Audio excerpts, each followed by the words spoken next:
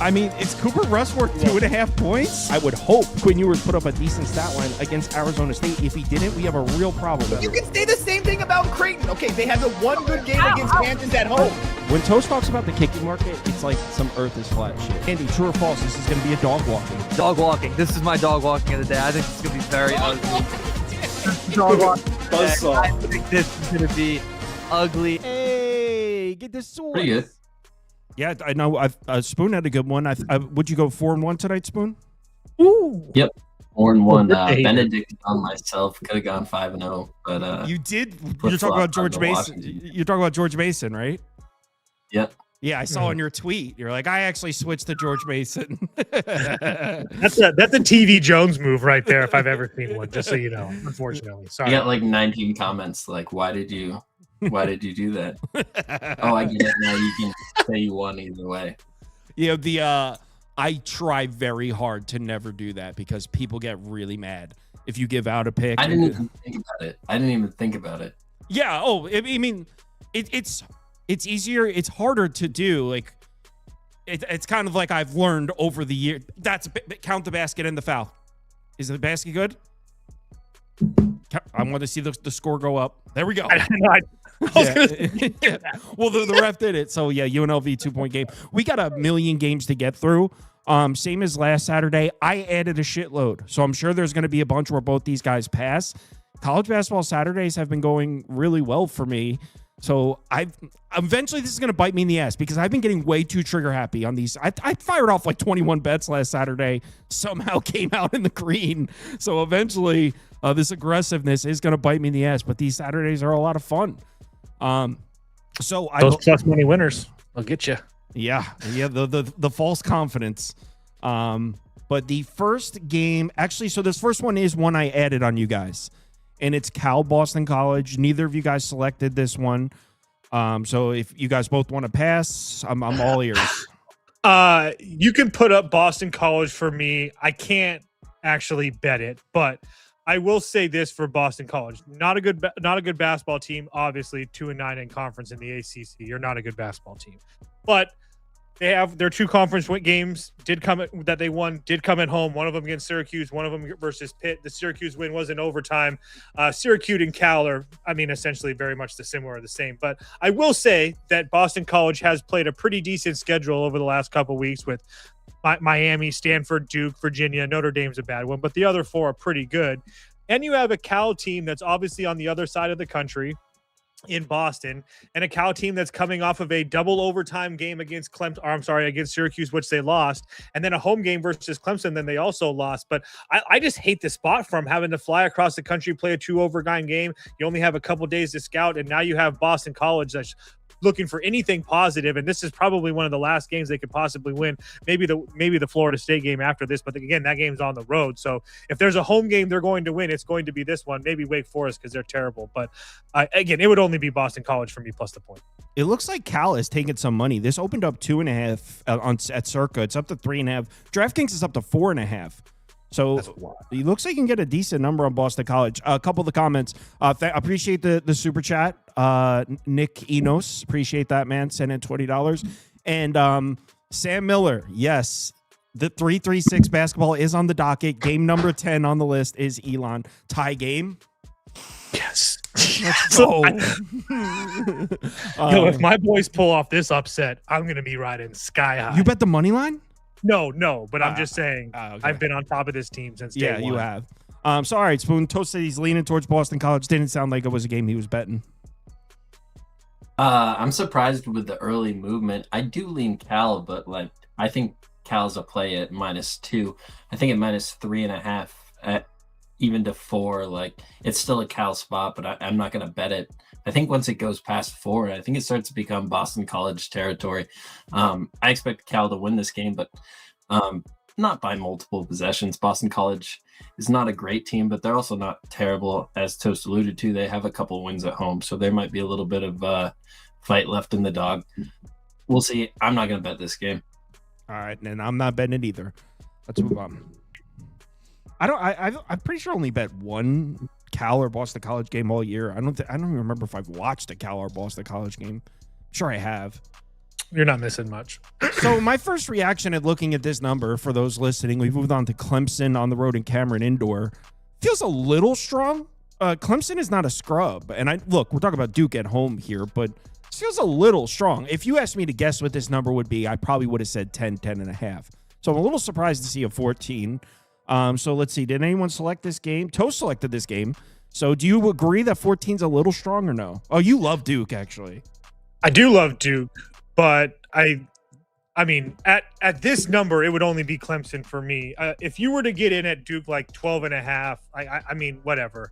I can't speak speak bad against Duke because they've treated me very well this year in the spots that I've selected. But for me, I think some of the idea that Clemson might have an advantage was because that Patrick Enungba kid or whatever missed Duke's last game, and he's a 6'11" sophomore who's very, very good and instrumental to their defense and obviously their height and stuff like that. And so, but it sounds like he's going to play.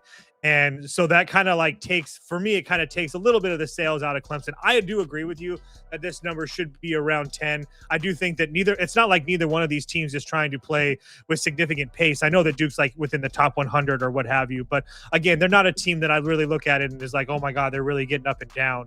And I do think that Clemson can match up with them, like especially inside, and they have a lot of bodies to throw at Duke. I just don't know if now that Duke's like going to have their whole team, I don't really know if I'm trying to get involved with Clemson. But again, if this number continues to rise, I think that's going to be crazy because I really think you're going to see like just barely over 60 possessions in this game. And if that's the case, Clemson would have to just get like truly throttled for Duke to cover this game. And I don't really see that happening. So Circa opened up 13, Pinnacle opened up 12.5. Both have since moved up to 14. So it does look like the early action is coming in on the Duke side. FanDuel still holding strong at a juice 12.5 though. Spoon, any thoughts on this number? I agree with the Clemson side here. I wouldn't be able to get to Duke unless we got closer to that 10 number you talked about. I don't quite understand the move the opposite way. I don't know if Clemson has injuries I'm not aware about. Nothing sticks out just like on the player sheet. So I lean Clemson. This isn't something I'm going to move on. This Duke team is really good, and they probably can win this game by 25 points if they want to. Yeah, I'm good on this one as well. Not going to force anything. Not feeling it here. I feel like if a 15 or more, I'll go with Clemson, but nothing here. All right. We're going to overtime in Boise. Yeah, I didn't want to go to I overtime. hated the possession. The guy just dribbled the ball at the top there and then took a three. It looks like he was trying to draw a foul. Didn't like the possession there for UNLV. Also didn't like Boise State's possession. They got a decent shot from three, but I would have preferred, if I'm a Boise fan, preferred to see them take it to the rim. Next up, Georgia Tech. I got 9.5. Toast got 10.5. I got to 11.5. Yeah, that moved against us for sure. Georgia Tech, Notre Dame's up next. I know Georgia Tech isn't good, and I believe they're still missing a couple of their bigs, but Notre Dame -8. Like, come on. What, is Notre Dame playing well now? No, they haven't. They've won one game in a month. I'm sorry. No, neither of you guys checked this game. I added this one, so we could skip it if you want. Yeah, I mean, you can lean Georgia Tech for me just because. I would never lay 8 with Notre Dame. There's not a chance in hell. Any thoughts, Spoon, or are we skipping it? Yeah, no thoughts here. This is a bad game. Yeah, let's go. Let's go on to the next one. Spoon could be starting for Georgia Tech tomorrow, and I still wouldn't lay 8 with the Irish. I can't believe neither of you guys selected this game. You both claim to be Oklahoma State believers. They're playing my Purple Frogs. No, you guys are scared of the Frogs. Neither of you guys checked this game. Of course, I added it. This is Frogs. Wrong team's favored. That's your cue to speak up, one of you. I know. I was trying to think of something that I don't disagree. Because I have been on the TCU bandwagon with you a little bit. Obviously I've the conductor of the Oklahoma State bandwagon, but shitty spot for TCU, especially coming off that huge win against Iowa State, now hitting the road. Obviously, Oklahoma State off of 2 losses. This these two teams played 2 weeks ago or whatever it was. It was a 3-point game on the road.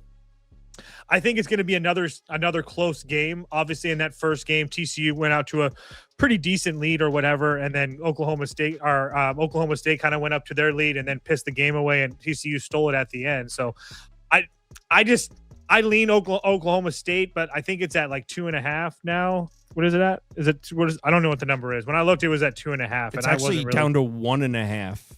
Yeah, it would only be Oklahoma State for me just because I don't like the spot for TCU, but I do agree with Sauce that I think that TCU is the better basketball team. And if they wouldn't have just had a huge home win against Iowa State and then hit the road 4 days later, I probably would be on TCU. So I'm going to watch this game, but I just can't do it. I feel like we're getting the better team here. So it looks like the number, since I made these graphics, the number has come down. Pinnacle opened up 2.5 all the way down to a flat 1. So it looks like TCU has taken early money. Can I still get a 2 anywhere? Damn it, no. Circa's still holding strong at 2. Spoon, what do you think? Will you agree with the number? I think it's hard to really back TCU on the road. This is a team that's showed up a lot at home, and these two teams already met. Oklahoma State, TCU, 68-65 game. I think Oklahoma lost that game. They get this one. It probably is right there around a possession. I think it's pretty efficient. If you think TCU wins, I don't think I'd be playing with points. I'd just take that plus money. All right, I'm writing down TCU as a possible. We have like 30 more games to go through. I'm not trying to just fire off. And that's another reason. I just was so back and forth on that one. Yeah. TCU is definitely one I'm considering. UCLA, Michigan. Did I add this one on you guys? No, I bet this game. You took UCLA. I know. You love UCLA. Come on. You already know. UCLA plus 16.5 here. We got the Fighting Mick Cronins with a full week of prep. A full week of Mick Cronin in your asses. I promise you guys, nothing that anybody wants to deal with. Yes, they are on the road, but they've made this East Coast trip now multiple times, or at least very close to it with Iowa and Wisconsin and Iowa State and all that good stuff. So I don't really worry about that. Looks like they're probably going to get Sky Clark back, which is really good for them. It's one of their better players. I don't know how much you're going to get out of him his first game back, but I do think that that's a nice little thing that we're going to add there. And if there is two things that you need against Michigan to slow this team down, it's what? 1, limit transition. Check. UCLA can do that. 2, deny the rim. Check. UCLA can do that as well. Is it very possible that Michigan shows up and is the best team in the country and wins by 30? But yeah, obviously. But I think that UCLA has the guys to slow this game down. Michigan has, we've seen multiple times, play with their food multiple times this year. Not to mention they have Purdue and Duke on deck. I just think this is a pretty decent spot to get a whole bunch of points with UCLA. I don't think anybody would be surprised if Michigan won this game by 12. And maybe UCLA is never in the game, but I still think that they cover the 16.5 that I got. Well, in addition to the things you said, I'm just looking at it here. Another thing UCLA looks really good, turnover percentage. They don't protect the basketball this fast. See right here. They protect the basketball. This fast-paced Michigan team won't let them get out in transition. Over 15% of Michigan's points this year come in the fast break. So UCLA, a team that doesn't turn the ball over, could limit some of that. I kind of like UCLA also. What do you think, Spoon? Do you think this big number is warranted? I think this is one of those games that UCLA could kind of drag down. I lean UCLA here. I haven't gotten there with an actual bet. But UCLA does not play with a lot of pace, and Michigan does. Michigan hasn't played a lot of slow teams this season, but a TCU win on the road there, a 67-63 victory. I'm sure they were favored by 15 points in that game. I could see something like that happening where UCLA just stays around in the first half very live, and then in the second half just starts to fall behind, but there's not enough possessions to really break it open. The other side of that coin is Michigan just from the get-go opens this game up. I always worry about these West Coast Big Ten teams traveling. This is a tough spot for UCLA. I don't know that I'm actually going to get there, but I love the amount of points they're getting. This is a very talented team with Donovan Dent, and especially if we are adding a healthy Sky Clark back. Yeah, and Donovan Dent, what I like about him is when he showed up in that Purdue game, he like took over, and it seems like he's kind of a show pony. He like shows up in the big moments. Oh yeah, he's got that. Yeah, he's got that like superstar quality, and we're talking about CBS, national TV in Ann Arbor. You should visit the bar. So yeah. Do you think this number comes down though, Toast? I do. I got 16 and a half. I'm sure there's probably a couple 16 and a half hanging out there. I do think it comes down. I've been wrong in the past. Did you play the game that I texted you? I didn't even know you texted me a game. I don't have a text from you. Really? Yeah, you didn't text me a game. Yes, I did. At 9:52 a.m. Oh, damn! You did text me this. Is that number still there? Well, we'll get to that. We'll get to that. Yeah, we'll get there. I'm just seeing that text. I'm gonna bet UCLA. I want to watch this game. Actually, bet 365. That's a bad bet. Actually, I've lost some value. Good. Don't care. I'll get a better number. Yeah. All right, so I can get a 16 and a half. I'm gonna have to pay a few cents for it. Sorry to hold the show up. Let me just get this bet in real quick. I am going to bet UCLA. I like Donovan Dent. He's got that NBA show pony, show up for the big moments, take the game over. This is a big moment. Big 10, Big 10, Big 10. Sorry. This is bad content. 16 and a half. Man, this UNLV game is fantastic. It's awesome. 220 left, 81 all. Someone commented complaining about the game too when they were down early, and I gotta stop dunking on people in the comments. I can't help it. Yo, I have like a weird addiction to it. I took a screenshot of it. That was my favorite. The guy said something, and all you said was, "You've watched every day for 2 years." Oh yeah, that was the other. Like you comment every single day. UNLV just took the clearly you like it. Kansas +7, Iowa State -7. All right, so obviously, what's the first question I'm going to ask? Is Darian Peterson playing? He is playing. Yeah. In that case, how do you not take the Jayhawks, right? I mean, you guys have been glazing Iowa State repeatedly. That's what I said when the number was 5.5. So what are you saying this now? number opened at 5.5. It went to 6.5. There's 7 out there. Like, how big is this number going to balloon? I'm confused by all. It looks like it's coming back down, especially after that last game and all the narrative surrounding him. That like this is going to be one of those games you're just talking about the show pony effect with Donovan Dent. That the same thing carries over here, and he shows up and has a huge game. It's really tough to have a huge game versus Iowa State, but I think Kansas is the play. I'm confused with the line movement at this point, but at some point I think we should hop in. It looks like it's coming back down. FanDuel went from 6.5. They're back down to 5.5 now. Hold on. I lost my track here. Yeah, so DraftKings was up to 7.5. They're back down to 6.5. It looks like there's the buyback has started. In fact, I can't even get a 7.5 anymore. The best I can get is 6.5. Is that something you're really considering, Spoon, or are you just picking that as the side on the show?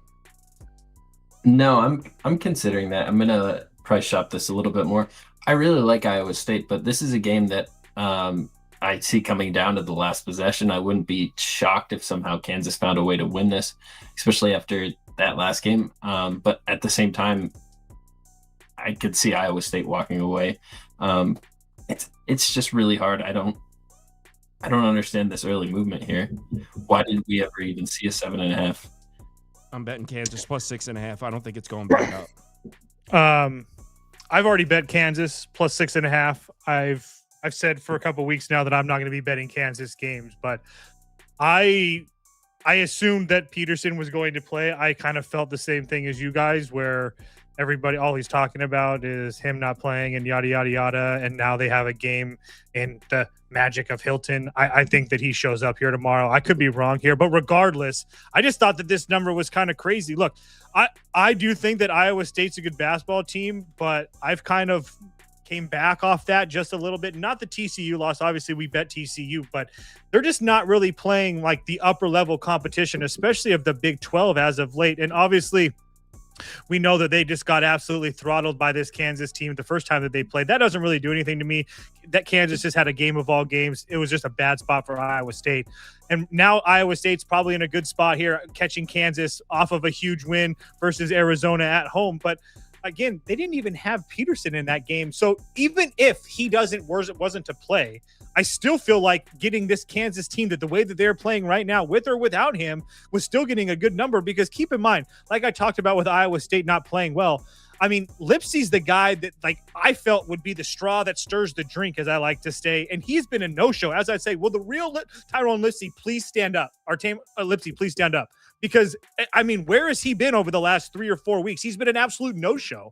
So unless he just randomly shows up one night, all we got to do is worry about Joshua Jefferson. I feel like Kansas can keep this game within a couple of possessions. I agree with you guys. I made a rule a couple of weeks ago that I wasn't going to be betting Kansas games, but I think this number is way, way too respectful for Iowa State and disrespectful to the way that Kansas is playing right now. And again, it's not like Kansas has been with or without Peterson. They've been doing this with or without him for a while now. So, yeah, it doesn't really matter to me. Yeah, and what I like about Kansas is not so much Peterson per se. This team's playing some defense. We saw them that defense they played in the first half against BYU, and I know that was in the fog, but I think Kansas is a much better defensive team than they get credit for. I'm in. I probably, if we timed it better, we could have gotten a 7.5, but those are gone. But I know I saw the 7 pop on Caesars, and I got pissed. Yeah, I took 102 6.5 on MGM. Took the exact same thing. thing. Get rid of the juice there. Yep, took the exact same thing, Spoon. Northwestern plus 13.5. Nebraska ball. Is the Magic dead for Nebraska?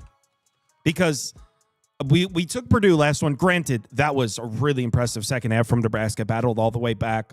But the way rewind back to the January, I was the one blindly picking Nebraska every single time because they were getting priced like a bad team. It seems like now they're getting priced like a top 10 team. And I think now the value is on the other side of these Nebraska games. Now that they're getting priced like this, it's a much different basketball game, catching 7 points and laying 13.5. Granted, we've seen them smoke some teams. So I don't know much about Northwestern. Is there any reason to look their way here? Did anyone select this game? Toast did. Of course he did. I want to be on Nebraska. I wanted to play the 12.5. I missed it. I know that sounds stupid, especially coming from me, but this Northwestern team, they're just not a good basketball team in any which way. They're changing lineups all around. And when you ask the question, is the Nebraska Magic gone? I don't really put too much stock in the Illinois win. Like I said, they had a kid go crazy. I don't know how much magic was really ever there for me personally. But with that being said, I'm not going to downgrade them much when they lose a road game to Michigan by 3. They lose a home game to Illinois by 9, and then they lose in overtime to Purdue at home in a game they had a huge comeback. So I'm not gonna just be like, oh, the Magic is dead, they're a terrible basketball team. I do think this is kind of like a buy low spot with Nebraska because, like you said, when they're on and winning games, they are very, very good. And I think this is going to be a game that they're on and winning games. And this Northwestern team on the road has been absolutely terrible. I know that they have a couple close scores with teams like Iowa and UCLA, but none of those teams score the way that Nebraska can score. I didn't know if I'd be saying this all year, but yeah, I would lay the 2 touchdowns with Nebraska. I didn't bet it, but it would only be Nebraska for me. Man, I disagree. Northwestern doesn't turn the ball over. Should be a slow-paced game. Nebraska almost never runs the fast break. They always set the offense off. Just the type of basketball game that's tough to win by margin. I think Purdue exposed Nebraska a little bit in a sense where when those threes aren't falling, I mean, they're not the best rebounding team. I kind of want to take Northwestern. What do you think, Spoon? I lead Nebraska here as well with Toast. The line in this first game was just 5 points with Nebraska, though. So to see it jump all the way here to 13.5 is a little bit ridiculous. I'd like to say it's a buy low with Nebraska after those 3 losses. We weren't trying to fade Nebraska last game. It was a good spot to back Purdue after. It was a nice buy low on them. Illinois, you ran into Keaton Wagler, who scored 100 points in 3 Big Ten games. That is what it is. And Michigan is one of the best teams in the country, a 3-point loss. So I don't make anything of that. They've taken care of business in all of their home games that they could have won, and outside of Illinois there. And I think Northwestern's in for just a bad game tomorrow. I think Nebraska wins by a lot. Just the jump from 5 to 13.5 is a little bit strong for me. I don't think there's a lot of value betting that, and there's 129 other games on the board, so I didn't do it. Man, I think I'm writing Northwestern down. That might be one of my island games. Nothing wrong with that. I think that the value of Nebraska has gotten too high. And this is someone that was blindly picking Nebraska every single time in January. We're pricing Nebraska like they're like Michigan State. Like, come on. I agree. There's no way the preseason expectations for Nebraska were that off. St. John's -7. Oh, I think they were. No. Yeah. Everything evens out at the end. Come March, everything evens out. The chickens come home to roost, as they say. Isn't that that's probably something they say in Alaska? People in Alaska. I mean, I've heard the saying. Yes, I don't know if I've heard it. In people in Alaska buy their eggs from their neighbor. St. John's Providence at the dunk. Let me know in the comments if you've ever had fresh eggs. Nobody has. There's no freaks in the comments. St. John's on the road at the dunk here. I know Toast likes back in St. John's on the road, so I'm assuming that's the way you're going. Yeah, it would only be St. John's for me. I don't really know how much value there is betting them off of a 15 or 10 game winning streak or whatever it is, and they're coming off an overtime game at home. But like you just said, I do like playing them much more when they're on the road. They just seem to play a little bit better on the road for whatever it is. And this Providence team, if anything, I mean, we've talked about it ad nauseum on the show. Defensively, just absolutely terrible. Offensively, they can score. So maybe an over if you really didn't want to lay the points with St. John's. But I still think St. John's wins this game by 10 points. But there's so many games on the board, I just wasn't a game that I was in love with. But yeah, it would only be the Johnnies. Yeah, I kind of want to bet St. John's too. We just saw them go on the road to DePaul, win by double digits, and I think DePaul's probably better than Providence right now. What do you think, Swin? I agree. Yeah, this is a tough building to go on the road and play well in, but St. John's is just such a better team than what Providence is right now. I don't think this number's short. I think I'd make this somewhere between 5 to 8 points, so 7 seems right with St. John's. They have the ability to push with pace. They score a lot in transition. Just really physical defense. The St. John's team is able to score quite a bit. If Providence just has any issue shooting the ball from 3 or just converting in the half court, I think this game could get ugly. I was looking at St. John's. I just feel like this is an efficient number, so I haven't gotten there. Fair enough. All right, let's move on to the next one. Next one is Texas A&M Vanderbilt. Is Buckyball dead? I had a feeling it was dead last time. We took a loss. Vanderbilt's the type of team where Buckyball should come out to play. So if Buckyball's not dead, you hammer Texas A&M plus 6.5 here. But is it dead? Because that was an embarrassing second half against Missouri. And I mean, I watched every minute of it. It was embarrassing. They couldn't get a 3 to fall. They were getting dominated on the boards.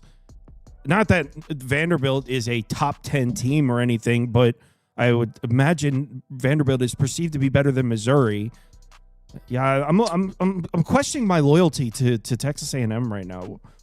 Did either of you guys select this game? I don't know.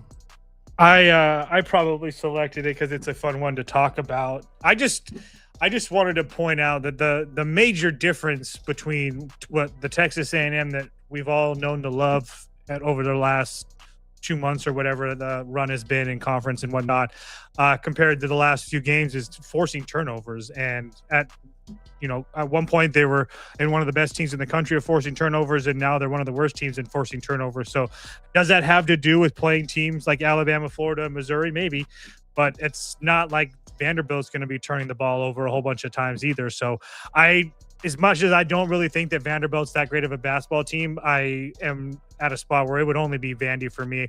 I don't even, because I don't know what to do with the over, because I would say over, and I barely just missed the over in the Missouri game. I got hooked on that one. So I'm not like super mad about that. But at the same time, like I do need to see Buckyball play well before I back them to score a whole bunch of points again. So it would only be over or Vanderbilt for me, but I'm not going to bet this one. It's going to be a really fun game to watch, though. I think you got to go over here. Two of the fastest paced teams in college basketball. Two teams that have better offenses than they do defenses.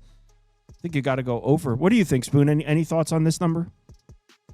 I lean Texas A&M here. That second half versus Missouri was not a great showing for A&M, but Missouri plays with a much slower pace than what Vanderbilt does. If you're going to try to play fast with Texas A&M, there's going to be a good chunk of this game where A&M goes on runs.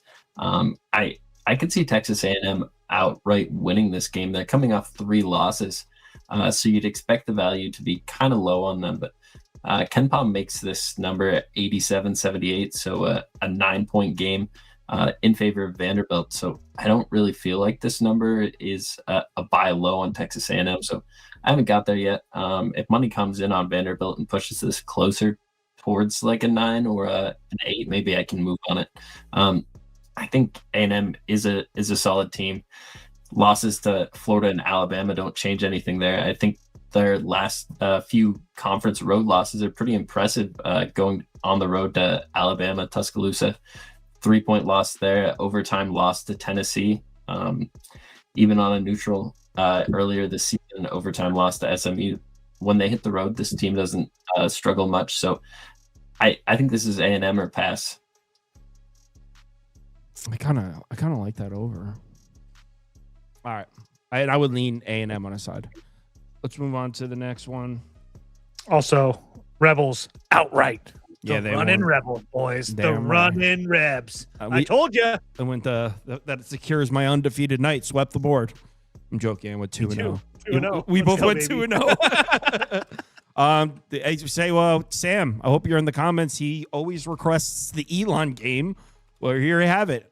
Spoon, Elon, William and Mary. Spoon's actually been talking about a lot of William and Mary basketball games. Have you had a good feel for this team, Spoon? I have. I enjoy watching Brian Earl teams play basketball, play with a ton of pace, ton of different defensive schemes, put a lot of pressure on you. They're a really good team. It hits you out the gate pretty tough. And as we've learned with this Elon team, they come out the gate kind of struggling, slow. So I went back to the same bet I've done the last few games, fading Elon. William and Mary first half -3.5. Got a -109 on that number. I think William and Mary can open this game up to 10 points, and Elon has the ability to close this number back up, maybe make it a 1-possession game by the end of it. I think William and Mary wins it no matter what, but I think they open this game up early. I think the press that they put on is going to be an issue for Elon, and just the early start, I don't think this is a good recipe for them in the first half. So William and Mary first half, you like. Sam Miller's in the comments. He's an Elon student. He's displeased with your pick. He says, and I quote, "This is a bad bet. It doesn't sound sharp." For those of you that don't know who Sam is, you would laugh if you knew who that was. Toast, any thoughts on this one?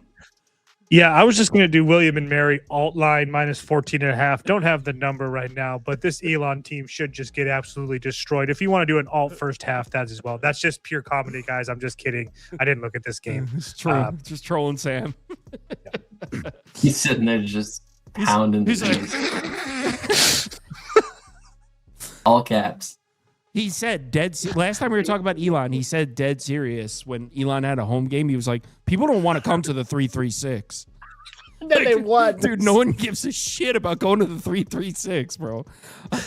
Like, no one has ever referred to Elon as from the area code ever. Pittsburgh on the road in North Carolina. Feels a little short, if you ask me. I think North Carolina is playing their best basketball right now. Pittsburgh's not a strong team, unless we're playing some kind of, I haven't looked at the schedule, so this is just me throwing speculatory words out there. Unless we're playing some kind of look ahead with North Carolina, more important game on deck or something. Unless there's a scheduling issue that I'm not seeing, I would imagine this. Caleb Wilson's hurt. Duh, he broke his Their hand. best player. Yep, he broke his hand. Yep, I did know that. That explains it.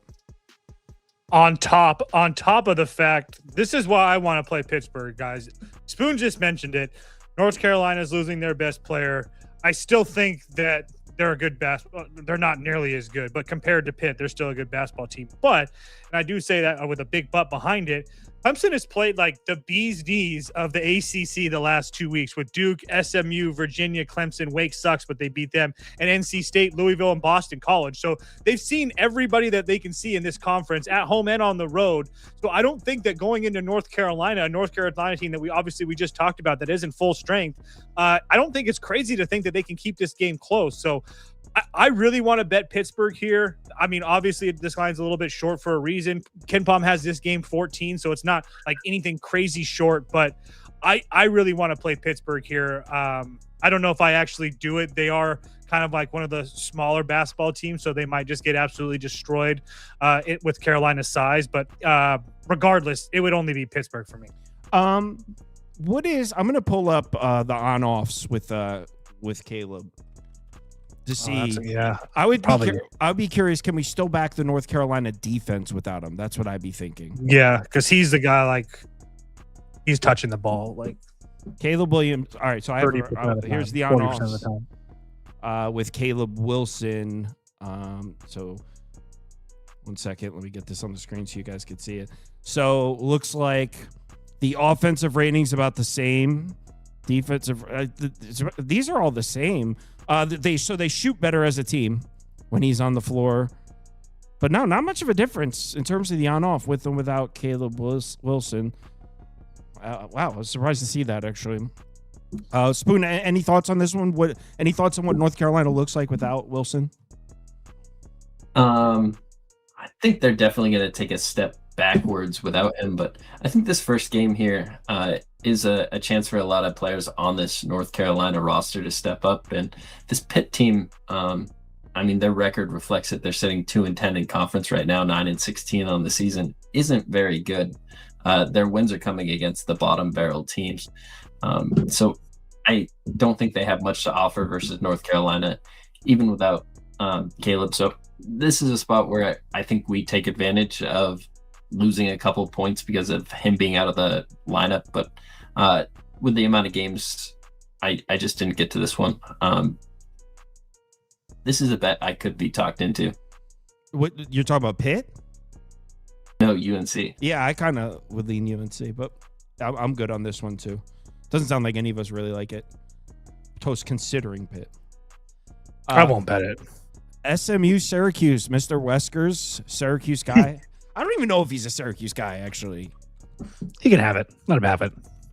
So Cuse is a home dog here to SMU, and I like how the market's respecting SMU because I like that SMU team. I like BJ Edwards, but Syracuse, I feel like Syracuse isn't bad enough to be catching a full possession at home. I think this line is a little too extreme. I'm going to pull up the schedule. Any injuries or anything that I'm missing here?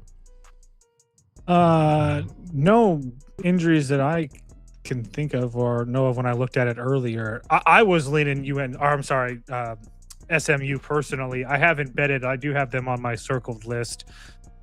Just the fact that Syracuse has been so up and down for one, and they don't really have any like really marquee wins on their resume.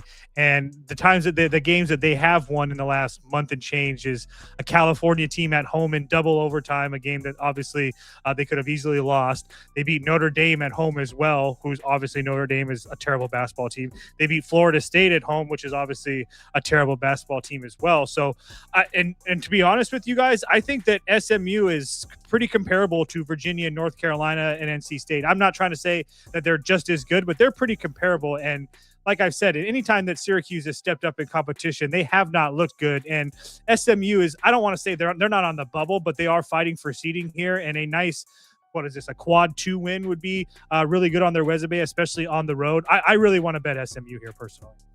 Wow, so you completely have sold your Syracuse stock. You're usually a Syracuse backer. So, I fade them as well. I have my finger on the pulse of the orange. Wesker says this doesn't even make sense. The Syracuse haters don't understand that they have just as much value fading as backing. What does that even mean? Spoon, any thoughts on this number? Don't you think this is a little bit extreme? I think it should be about Syracuse +1, +1.5. Yeah, this should be closer to a pick. I agree with that statement. I lean Syracuse here. So if you look at their schedule right now, they have SMU today. On Monday, they play Duke. Following that, they have North Carolina. So 3 really tough games in a row. I think the easiest win projecting out right now is SMU. Maybe it's not with North Carolina facing the injuries they have right now, but I think Aiden Autry is a little bit on the hot seat as a coach at Syracuse right now. A winnable home game versus SMU, this would go a long way for him right now. So I wouldn't bet against Syracuse. That would be the only side I could get to, but I haven't bet this game. So I can get a +2.5, +130 money line. So we're really doing this? All right. Yeah, we're really doing this. The threes are gone though. I can't get a 3. Oh, I just have to wait. I'm taking Syracuse. I'm not. Yeah, I'm going to take the 2.5 though. Damn it, two. I want that 3. Is it possible? No, it's not coming back. We're not getting 3. All right, I'm in on Syracuse. +2.5, bad number. All right, let's move on.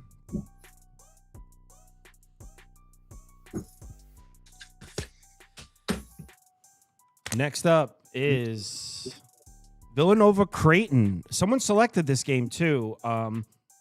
Looks like Villanova was Villanova was taking some money when I looked.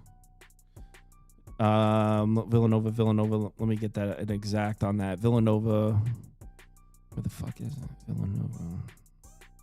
Here it is. Oh no, it's still 3.5. Still 3.5. Pinnacle did move up to 4, but mostly 3.5 still. So Toast, what are your thoughts? I want to play Villanova here to get their lick back. Obviously, this team lost to this Creighton team earlier this year by 4. That line was Creighton +4.5. Obviously, now you have Creighton back at home. So they really, I just feel like Villanova is significantly the better team, and I don't think that anybody is going to look at me sideways for that. Creighton has been pretty, I don't want to say up and down because they have played a pretty decent schedule, but at least over the last month or so, they've been pretty damn down. Only wins against, obviously, this Villanova team way back in early January, Georgetown, Xavier, and Seton Hall. I just feel like this Villanova team has continued to show that they get better and better each week. I honestly believe that. I was never really big on them and Kevin Willard coming into this, but they have way exceeded my expectations. Losing to BYU in the first game, it is what it is, but on the road to Michigan, on the road at UConn in overtime, and then home losses to St. John's and obviously this Creighton team, I don't see them slowing down. They don't have no look ahead spot or anything like that. I don't think that they have a chance to actually win the Big East, but I'm sure they would like to stay in that second or 2 or 3 seed area. And if St. John's were to lose one, maybe they do. So I just feel like this is another spot that Villanova continues to roll. So I just can't get into Villanova. I didn't bet it, but it would only be Villanova for me. Looks like sports scientist Jacob got in early Villanova -2.5, and I checked. There were 2.5s open. So it looks like he got a good one. Any thoughts? I don't think you can bet it at more than a possession, even though I agree with you. I don't think you can bet it now. Yeah. I wouldn't bet 3.5. No way. Spoon? Yeah, I have Villanova 2.5. I paid $115 for it. The number was starting to move there.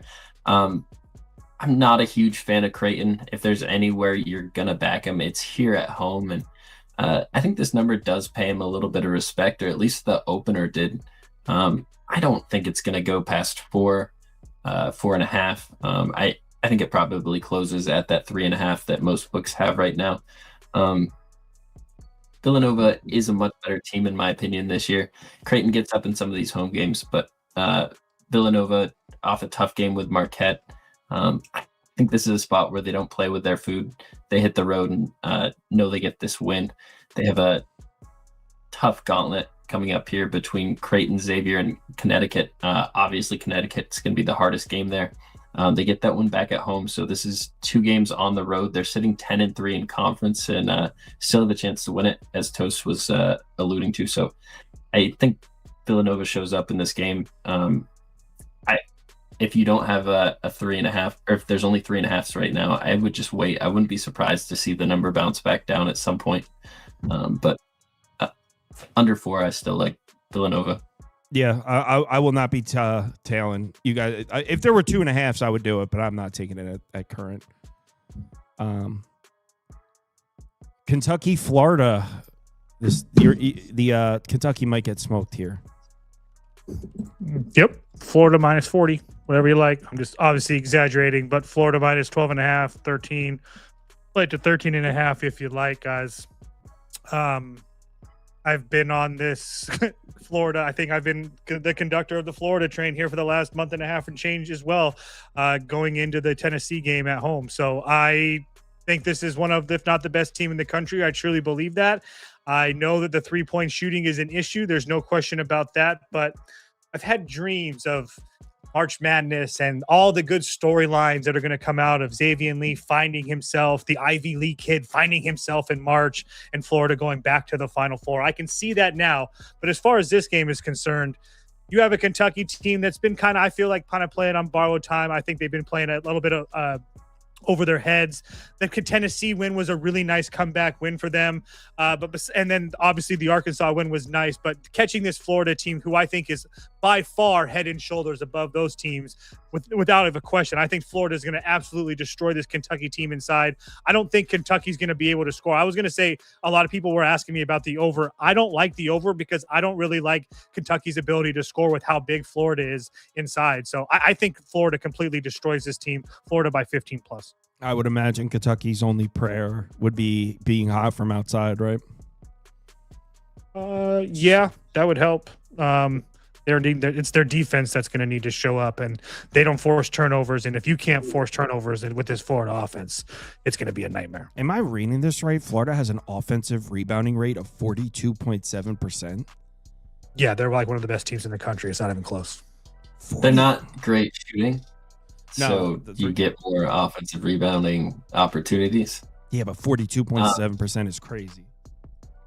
They're big. And that's the scary thing with this Florida team is they're playing this well. What if they start shooting? They have some guards that have shown the ability to shoot the 3-ball in past years. Things could change here. And I don't think Kentucky's going to be a team that stops them. Mark Pope's Kentucky team this year has really struggled with pace. Florida is top 50 in the country, not overwhelming you with pace, but this is a team that can play fast. I think they can blow this game open versus Kentucky. I'm not going to get involved with it. 13 points versus a conference opponent, especially a blue blood like Kentucky. It's hard to do, but I think it's the side. Yeah, I'm good on this one, especially because there's some people in the comments. Sport Times to take up a couple people saying they got Florida 10.5, 11.5. So yeah, it seems like the boat was to grab Florida early. I'm good now. NJIT Maine, Spoon, got your game in. As always, we're on NJIT. They continue to just misprice half of the America East games. NJIT should be laying a few points here. I have NJIT money line minus 120. I expect this to close pretty well. This team is now sitting 9-2 in conference. They only have 2 losses, and one of them was to Maine at home early on in the season. At that point in the season, NJIT was missing one of their starters. He's now back, worked into the lineup. I think this is a spot where NJIT comes out and finds a way to play really good basketball. Maine has a weird shell defense that has proven to be kind of pesky to some of the better teams in the conference already, but NJIT getting its second look at it, I think this is a good spot for them. They have much better athletes. They have much better scores. If NJIT comes out hot at all, this game could get very ugly. What would you make the fair for this? I think this number should close at least 2.5. my actual number that I'd make this is probably NJIT -4, All right, never mind. but that's not where I expect it to close. I can't. The only spot I can. Ooh, let me check Poly Market actually. NJ, I can't do it. It's in New Jersey. Yeah, but I could do. I can trade. I can't bet it, but I can trade. So let me see what I can get on Poly Market. One moment, please. Toast, I'm assuming you didn't look at this one, right? I did not. Unfortunately, it did not make my list of games, but All right. Spoon knows what he's talking about. Yeah, so. he's had a very good track. NJIT -133 is the best I can get. Nah, screw that. I would have to be. I'm good. All right, let's move on. Next up, Marquette Xavier.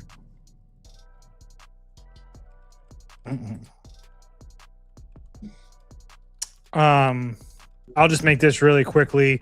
It'd be Xavier first half. Sorry to make you type. You can put up Xavier if you don't want to, but Xavier, just watching this team and talking to some of the players, guys that watch this team a lot, they just really have trouble closing basketball games, and for whatever reason that may be, they play a lot of close. They've seemed to play some close games and whatnot. So I don't want to deal with that. But they are off of back-to-back losses against the two best teams in the conference, in St. John's and UConn. They took St. John's to overtime on the road. Now they come back against a Marquette team that's obviously been playing well, or I shouldn't say well, better than what they were obviously earlier in the season. But like Spoon has mentioned many times, when you play them, it's at home, not on the road. So regardless, I don't want to deal with Xavier having to close games out, but I do think Xavier wins the first half by at least one. So yeah, Xavier first half for me. Any thoughts here? I kind of like Marquette now, but it seems like the market was quick to correct. Like they were so bad in the beginning of the year, and it seems like the market's already starting to give them a little bit of respect. There wasn't like, usually there's a grace period where you can play them a few times before. Now they've got them pretty much equal on a neutral, maybe even a half point up on Xavier on a neutral, which means the market is kind of already adjusted for Marquette playing at a higher level. Do you have any thoughts on this number, Spoon? Yeah, for me, this is Xavier -2.5. I paid 110 for that number. Marquette has shown up in all of their recent home games. It's been a home win versus Providence, a home win versus Creighton, a home win versus Butler. They already beat Xavier at home earlier this season. It was a 1-point game. I think the Xavier team has started to play much better basketball than what they were in late December, early January. And as the season goes on, I continue to expect that trend to continue. So I think this is a spot to get them under a possession. I think that's wild. I think Marquette has really kind of overblown their value here with that Creighton win, with that Butler win, but I don't think that carries over here. You'll get a nice big number versus St. John's in the next game at home. Maybe that's a nice spot to play them, but I think this is a great spot to fade Marquette. Disagree. I think Marquette's the better team. I'll put Marquette up. I won't bet it though. Neither of you guys. You are tripping. So that's a wild statement. Xavier is like a mid-major all-star team, and Marquette, they haven't added anybody to this roster. Like, they just bring in 1 or 2 freshmen every year. This is a down year for them. Like, I know it's a down year as a whole. I know it's a down year as a whole, but the last 3 weeks, Marquette has been playing better than they were earlier in the season. And Xavier's just, Xavier has 1 win. It's a home win against DePaul. And it's only by 2. They wouldn't even have covered this number. You got to go all the way back to mid-January to find the last time Xavier was even winning basketball games. Yeah, but 2 of those losses are St. John's. One of them is UConn's. The other one's on the road by 1 in Creighton. I mean, what about Seton Hall by 18? No, I just mentioned the good ones. That's all. Yeah, that's a really good way to analyze data. I was just trying to give some pushback. That's all, because that was a wild statement to me. How is Oregon laying 6 points, missing their 2 leading scorers? They're still out, right? No, Biddle's back. Oh, they got one of those guys back. The white guy or the black guy? The white guy. Well, that's how I know them. They have 2 leading scorers. I know. It took me a second. And I was like, okay. All right. So one of their leading scorers is back. So they're still missing the other guy. Correct. How long? What's his name's Biddle? Biddle is back. Yes. And how long has he been? Shellstad. That's the other guy. So how long's Biddle been back? 2 games. 2 games. Have we noticed any difference in Oregon? I haven't watched an Oregon game in a couple weeks. I would say yes, a little bit. Obviously, the Purdue game was impressive, and then they kind of fell apart against Indiana, obviously. But Indiana shot 82% from the field in that game from two. I mean, it was just, Oregon on the East Coast trip, the second leg of it, and it is what it is. But I do think that they're in a pretty good position here. Look, Penn State's not a good basketball team, guys. And I know that they went on the road and beat Washington. I didn't bet that game. I don't think anybody bet that game. I leaned Washington in that game. But now they're on the second leg of their West Coast road trip playing an Oregon team that, again, I know that hasn't been playing well. But, look at Oregon's schedule. And especially compare it to Penn State. Let's just go back 5 or 6 games. Indiana, Purdue, Iowa, UCLA, Washington, Michigan, Michigan State, Nebraska. They've played through the gauntlet. So, I'm well aware of how bad Oregon has looked. But at the same time, they showed a lot of fight versus Purdue. The Indiana game is whatever. Indiana couldn't miss. It is what it is. But I think this is a really good spot for Oregon. Is it absolutely disgusting to lay 6? Yes. But I do think that they win this game by 10+ at home. I still trust Dana Altman just a little bit. What are your thoughts, Spoon, on this number? I think the number's a little big. I like Oregon here. Penn State kind of has the travel advantage here. Oregon just played Indiana on the road, and Penn State just played Washington. So they were already here on the West Coast. I think this is a spot where Oregon finds a way to win handily versus a Penn State team that's just bad, missing talented players. I just don't think this is a spot where I'm ready to lay 2 possessions with this Oregon team, though. Yeah, I kind of want... I'm going to be betting Oregon here in about 2 seconds. TV Jones is in the comments taking Penn State money line. You got to take him. I got to take him. I agree with TV Jones. I think Penn State there's 6.5 right now. Yeah, I agree with TV Jones. Okay, I'm not doing 6.5. You can't get it. Next up, Georgia, Oklahoma. This number is a little disrespectful to Georgia, right? They're missing their best player. Is it Blue Cane? No, that's their best shooter, and he's not even shooting the ball well. What is it? Is it Wilkerson? Yes, it's Andy. That's Andy. Blue Cane is Andy. Well, that's the play. Yeah, right there. That was a good moment for me. That's but no, he's talking about Wilkerson. I know Blue Cane is. It comes to Andy. Yeah, I know. That's why I was like, Jeremiah Wilkinson. I believe it's a shoulder injury. He's out indefinitely. Was the last report I read. Yeah, I think this is a really good spot for Oklahoma. Don't know if I can actually bet it though, but I think Sauce and I have said this for 2 or 3 games. I think I said it in the Texas game. I think he said it in the Kentucky game. Oklahoma isn't as bad as what their record has showed. They've played some better teams, and I think their record is looks a lot worse than it really is. They've played some really good teams, but I'm not sure if I'm ready to actually lay points with them. I know that Georgia is missing Wilkerson, but I don't know. For me, I just don't want to get my hand caught in the cookie jar with Oklahoma again in Port Mosier. So you can put Oklahoma up for me. I couldn't actually bet Georgia, so a gun to my head, it would be Oklahoma, but I don't want them to bite me in the ass again, if I'm being dead honest. I'm trying to look up and see Georgia's on-off splits with his name's Wilkerson. Jeremiah, yeah. Wilkinson. Oh, wow. Okay, they're pretty. Oh, actually, the defense has been significantly better without him this year.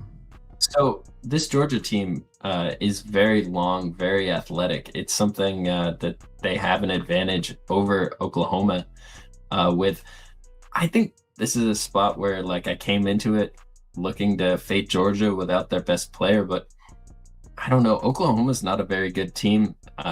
Georgia definitely has a height advantage throughout the guards, and they play a really aggressive defense, can force a lot of turnovers, and while they're missing their best scorer, this team offensive rebounds very well. So I feel like they'll be able to get some extra possessions, put them back up.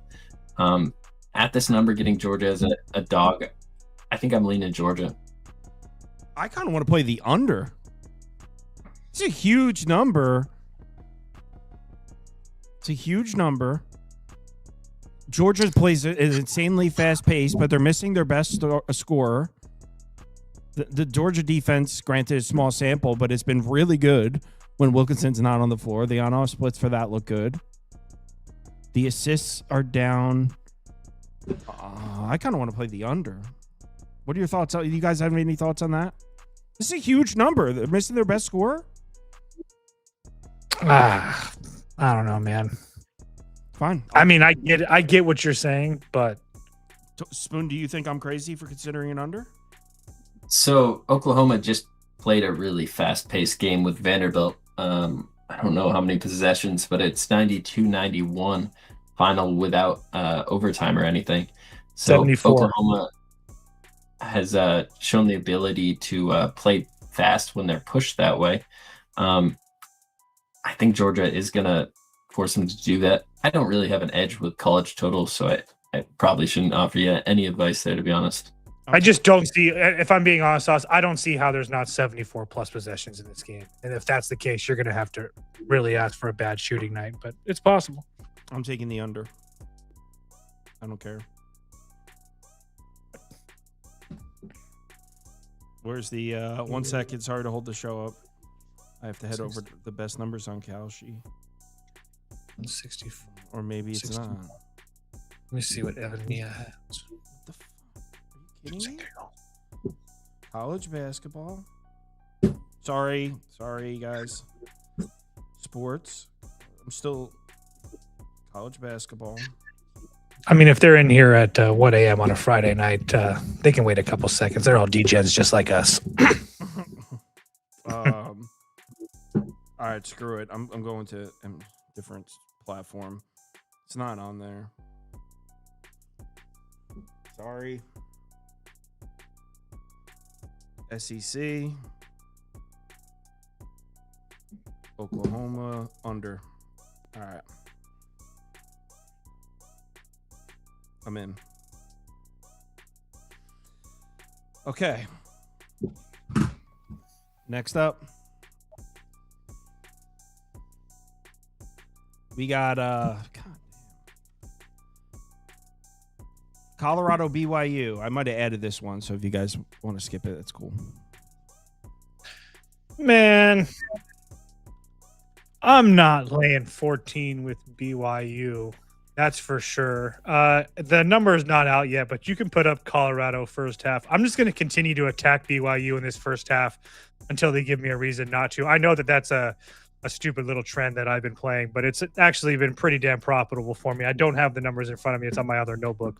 Shame on me. But BYU's biggest game of the season is on deck with Arizona in 4 days. And you have a Colorado team that, I mean, I don't think they're just absolutely terrible. I think they're like a top 75 team. And they've actually been somewhat comparable at times, not so much on the road, but again, BYU hasn't shown me anything in these first halves at all. So I'm going to continue. I'm going to take a whole bunch of points with Colorado. I'm hoping to get like 7.5, 8 points with Colorado in the first half, and I'm going to take that. If I don't, it's going to be an end-up pass. Any thoughts on this one, Spoon, or should we move on? I think BYU gets a comfortable win, but 14 points seems like it's a little bit too many. I lean Colorado here with the points, but I'm not going to be involved with this game. Nor I. Let's move on to the next Perfect. one. I would say if you are looking to bet BYU, just keep an eye on this game. And if Colorado keeps it close, you might be able to get a BYU minus like 6.5 and something. And then when they open up in the second half, you should be sitting with a pretty good number. All right, Spoon. Florida A&M, Jackson State. This is your moment. Requested. Yeah, requested by Spoon. I have a Florida A&M ticket here. Jackson State has been missing their best player, Ruff, in the last 2 games. Tried to deep dive, trying to find as much information on the injury as I could. I couldn't find a lot. Jackson State relies heavily on him. He leads the conference in scoring. Without him, this FAMU team, I think, should be laying 3 to 4.5 points. If the news breaks that he's not playing tomorrow, I expect there to be a bunch of line movement here. Even with him in, this was a pretty close game the first time these two teams played. And I expect FAMU to show up. So this is Florida A&M for me. This is going to be a terrible basketball game. I probably don't advise you watch this tomorrow, but I'm going to be on it. I can get Does it bother you that Sports Sides if Jacob is tailing you? No. You can make money too. It's fun. Spoon goes, yes, it does bother me, actually. I Spoon, was hoping for that. I got Florida A&M at a pick 'em. So I'm in. What is the price I have? Minus 110 on my MGM. So I'm in. All right, next game. All right, we got Duquesne, St. Bonnies. I added this one. Surprised neither of you selected it. This is a cool A-10 game. I know both are kind of in down years, but usually Duquesne, St. Bonnies, this is like a game we usually talk about, even though I know neither of these teams are having great seasons. I just, if I'm being dead honest with you guys, I don't know why we're getting points with Duquesne. So I have this as a game to look into more, but I really want to bet Duquesne here. St. Bonaventure obviously is in a super, super down year, especially for this type of team. But I just feel like Duquesne is playing much, much better right now over the course of the last month or so. And we're going to be catching points with them on the road. Yeah, but they've also won their last 3 road games. And the one game that they lost was to St. Joe's in overtime. So it would only be Duquesne for me. If Spoon has anything, I'd love to hear it because I'm just trying to figure out a reason why I'm catching points at Duquesne. I really don't understand. I didn't spend a lot of time with this game. I kind of lean the Bonnies here. I think this is a pretty decent team that hasn't played well down the stretch. This seems like a short number, or a respectful number to them. So I think you should. I don't know. I can't get involved with this game, so I don't want to offer too much here. But I wouldn't talk you off that Duquesne side. I feel like the number's a little off. All right, let's move on to the next one. And the next one is... I agree, though. I thought it was suspicious. Kansas State, Houston. This is another one I added. Obviously, we're talking about Kansas State on the road at Houston. I just have one question. Do the players respond to the coaches? To the coach? I'm surprised you know about that. I saw it on Twitter. So for those of you that don't know what we're talking about, the coach straight up called the players out. He was like, these guys don't deserve to be here. Yeah, they're not going to be on the roster next year or something. Aren't they guys he recruited, though? That's usually how it works, yeah. So those are the guys you... All right, but anyway, any reasons to take a look at this game? We could skip it if you guys aren't interested. It would only be Houston for me. So you agree that they don't deserve to be there? Yeah, I do. After that effort versus Cincinnati, where you lose by 30 at home to a Cincinnati team that really has trouble scoring the basketball, I sure. Do you want to? You could argue, is it a buy low for Kansas State? Sure. And did I just lose betting Houston minus 16 or whatever? Yeah, but there's no chance in hell I would bet Kansas State in this game. It would be Houston or pass. Spoon, Shocker. Any thoughts here? Should we move on? My only real takeaway from this is, as bad as Kansas State is, they were still able to beat Utah. So it just remains they are the worst team. I think Utah and Houston just played, and Houston struggled to cover that number. Maybe Kansas State can cover this big one, but this is difficult. Yeah, I'm not interested either. I added that one, thought we would talk about it. Next, you'd have to get Houston engaged for 40 minutes because that's what happened their last game. They just stopped playing. Houston just stopped playing the last 10 minutes of the game, and they lost the last 10 minutes of the game by 7, and they didn't cover. So I could see them getting bored with Kansas State for 10 minutes. Not that I'm complaining. No, I agree. I get it. Not that I'm complaining because this is a very cool game, but ACC Big 12, why at this time of the year? I agree with that. Yeah, I don't 100% agree with that. I'm a big Big 12 guy. I think you can make an argument they're the strongest conference. So I would just take Big 12 plus the points. But I'm all ears. This would be a fun game to bet. I'm interested if you guys have any thoughts. I bet Baylor here. You guys know me. I'm not a really big fan of this Louisville team. I know that we've actually had a little bit of success the last couple weeks betting with them. Obviously, getting Michael Brown back and stuff, obviously that helps. But for me, I don't really like this matchup for them. I do think that Baylor plays in a much harder conference. So they've obviously played a much harder schedule. So that thing helps. It's nothing huge. Obviously, Louisville's played some pretty good teams, especially in the non-conference as well. So I'm not trying to make it sound like this huge stark difference. But if you look at the teams who Louisville's played over the last month and Baylor's played over the last month, it's really no contest for me. And you're getting Louisville at like peak where they just scored 118 points versus NC State. They absolutely could not miss. And now they go to a road game where, I mean, maybe their shots are falling, maybe they aren't, but you have a Baylor team that's starting to play much better than what they were. I know that they've lost their last 2 games, but a 3-point loss on the road to Iowa State, a game that they probably could have won, doesn't move the needle much to me. And then the BYU game, a game where I had BYU, I think -2.5 or whatever it was. And that was a very close game all the way throughout. And I think that both of those teams are Iowa State's significantly better, I think, than Louisville, and BYU is probably a little bit better. Maybe they're a little bit the same. But regardless, if there's one thing that I noticed with Baylor that I wrote down is that they are very good forcing teams into mid-range jumpers. There's like that defensive proximity new thing that KenPom has. They're number 2 in that, which tells me that they don't really let guys or let teams shoot close shots to the rim, and they've been able to run guys off the 3-point line. So if that's the case, we're going to getting Louisville here with a whole bunch of mid-range jumpers, and I don't really like that. So maybe Louisville can win this game, but to win this game by 2+ possessions, I think was kind of like a fool's errand for me, especially with this game, especially in this game when a place where they're not used to playing. So at home or on the road on this neutral. So I already bet Baylor +6.5. I didn't see the 7.5 when they popped, but regardless, I do bet Baylor 6.5 in my pocket. I'm inclined to agree and tell you. And sports scientist Jacob, what the hell, man? He goes, this is so sports scientist Jacob. He comments and goes, all you got to do is look at Baylor's 3-point defense, and then doesn't comment again. Like, is it good? Is it bad? Well, finish the thought, man. Now I'm gonna go look at Baylor's 3-point defense. Is it bad? No. Well, now I have to look. He left like a cliffhanger there. So their 3-point defense is pretty good. Yeah, I mean, it's nothing like crazy, I guess. I don't know. Yeah, it's above average. What do you think of this game, Spoon? I'm inclined to lean Baylor. Do you agree?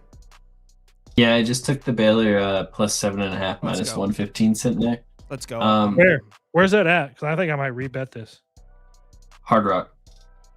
FanDuel has 120. Oh, okay. Thank you. Go ahead. Sorry. So this Baylor team obviously hasn't been playing great basketball, but one thing they've been doing is playing Big 12 teams. The Big 12 is much tougher than what the ACC is, and it says semi-home. If you look at this, they're playing in Fort Worth. It's about an hour away from Waco. This is going to be a very heavy Baylor Baylor crowd, and I think they find a way to win this game. I was looking at the different money line prices. I'm not sure I'm ready to pull the trigger on that, but this is a Baylor team that needs to find ways to win games if they have any hope of making the tournament right now. They're going to have to do really well from here on out in conference play, and they don't have the toughest schedule outside of Arizona and Houston. This Louisville game would go a long way with a decent showing in the Big 12 tournament if they want to make the tournament. So I think this is a huge game for them. I don't know that they win it, but I do think they keep it close. Iowa State is a much better team than what Louisville is. They just lost that game on the road by 3 points. BYU, I'd put in a very similar caliber to what Louisville is. That was a 5-point game at home. This is going to be a very similar environment.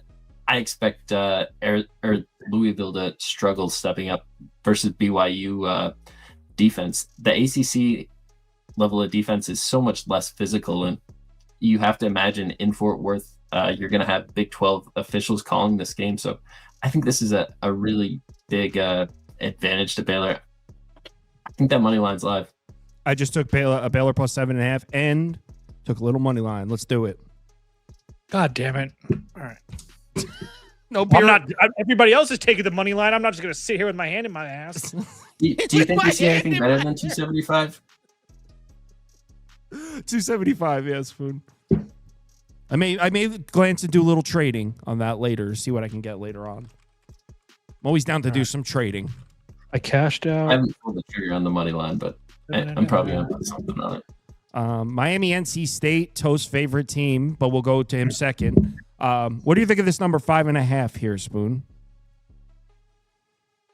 I think it's shown a lot of respect to NC State. We've gone back and forth about how good Miami really is. I don't think they're a great basketball team, but I think this number should be closer to 3. I haven't bet this game or anything, but I don't think NC State's done anything to be laying 5.5 here. What are you talking about? They look awesome. I disagree. I thought you were gonna take NC State. I've already bet NC State. Yeah. You guys already know what it is. The only reason that I was even looking at Miami versus the North Carolina game, as I illustrated, for 6 straight years, North Carolina couldn't play after the Duke game. They just can't get up for another game like that. So that was the only reason I looked at Miami. I don't think the Miami's that good. I do think that their record is a little bit inflated by a bad ACC. But now they have an NC State team that's coming into their own that just got absolutely obliterated by Louisville. Maybe people see that Miami just beat North Carolina and they shouldn't be catching points. But I've been one of the teams that I've been right on is this NC State team. I think they come in and I think they come home and beat this Miami team by 10 plus. I really do. Yeah, I agree with that. Screw it. I'll take it. Yeah, NC State's maybe a believer. And I also agree that I don't think Miami is that good. So I'm with that. Let's do it. Problem is, Go ahead. the problem is there any reason to bet it now? Like, this isn't going to go up. I don't think there's a reason to bet it now, actually. But I agree, NC State. Yeah, you're probably right because I paid minus 115 for my 5.5. Yeah, I don't think there's any reason. I don't know if 5.5 is necessarily a good number, but I like the NC State side of that one as well. Stanford, Wake. Oh, I added this one. This is not a great basketball game. Any thoughts? We could skip it if you guys want. Spoon, do you have any thoughts? I think everybody knows what I'm going to be doing here. Yeah, you will never bet Wake Forest. I know you hate Wake Forest. I kind of think this is a Wake Forest spot. I don't have anything really in this game. I didn't look deep into it. Just lean Wake Forest here at home. Not a great basketball team by any means, but I think Stanford's in a bad travel spot. Yeah, agreed with that. But Wake Forest laying 4 to anybody, I still think is a joke. Yes, they were able to finally get up versus Georgia Tech. Congratulations. Oh, by the way, last Saturday, Stanford beat Georgia Tech by, I think, 25 or something like that. So don't really care about that. I would take the points with Stanford. I don't really love the travel spot, so I haven't bet it. But if it gets to 4.5 or anything like that, if Wake somehow takes money, I will bet Stanford. All right, let's move on. I don't like that one at all. Probably shouldn't have added it. That's a miss by me there. That's poor producing. Next up. Oh. Let's lace up. I just remembered like talking shit to Beaver about producing and he gets so pissed. Yeah. Dude, remember when he had like a meltdown producing this? And he broke the freaking desk. Literally slammed and broke the desk. He went and bought me a new desk. All right, next up is Purdue, Iowa. So, Purdue laying 2. I have one question first before we get into it. What would the line for this game have been had Purdue lost to Nebraska? Am I crazy to think that maybe we'd be looking at about a pick, maybe even Iowa minus 1? No. I don't. I feel like I don't think a pick would be crazy. I don't know if Iowa would actually be laying points, but I feel like Purdue has jumped up a point or two in the market based on that one win. Yeah. Spoon, Big Ten. I know you're a dude who lives in Ohio that doesn't like the Big Ten, but go ahead. Purdue, Iowa, what do you think? I love Purdue. This is like my favorite basketball team. You hate this team, bro. When I say they're going to do bad, they do bad. When I say they're going to do good, they do good. Like, I like this team. I think this is a spot where they're still kind of undervalued. I was just going to go back to that first matchup. I didn't spend too much time with this game, but Iowa already played Purdue earlier this season. Purdue won by 7 points. I'd be interested to see what that line was, but I bet 9.5. Purdue was. I played I was Iowa. going to say, I bet you Purdue was laying a pretty big number there. So this number's come down with just their lack of success throughout the season, but now after 3 straight wins, I don't think the numbers come up too high. I think this is Purdue again. I can get with that. What do you think, Toast? It's hard. Hate the spot for Purdue. Obviously, they've been up and down as of late. But they played with their food, obviously, versus Oregon and tried to give that game away versus Nebraska. Obviously, they didn't. They have this game here versus Iowa, and then they have Michigan on deck at home. So not kind of a little bit of a sandwich spot for them.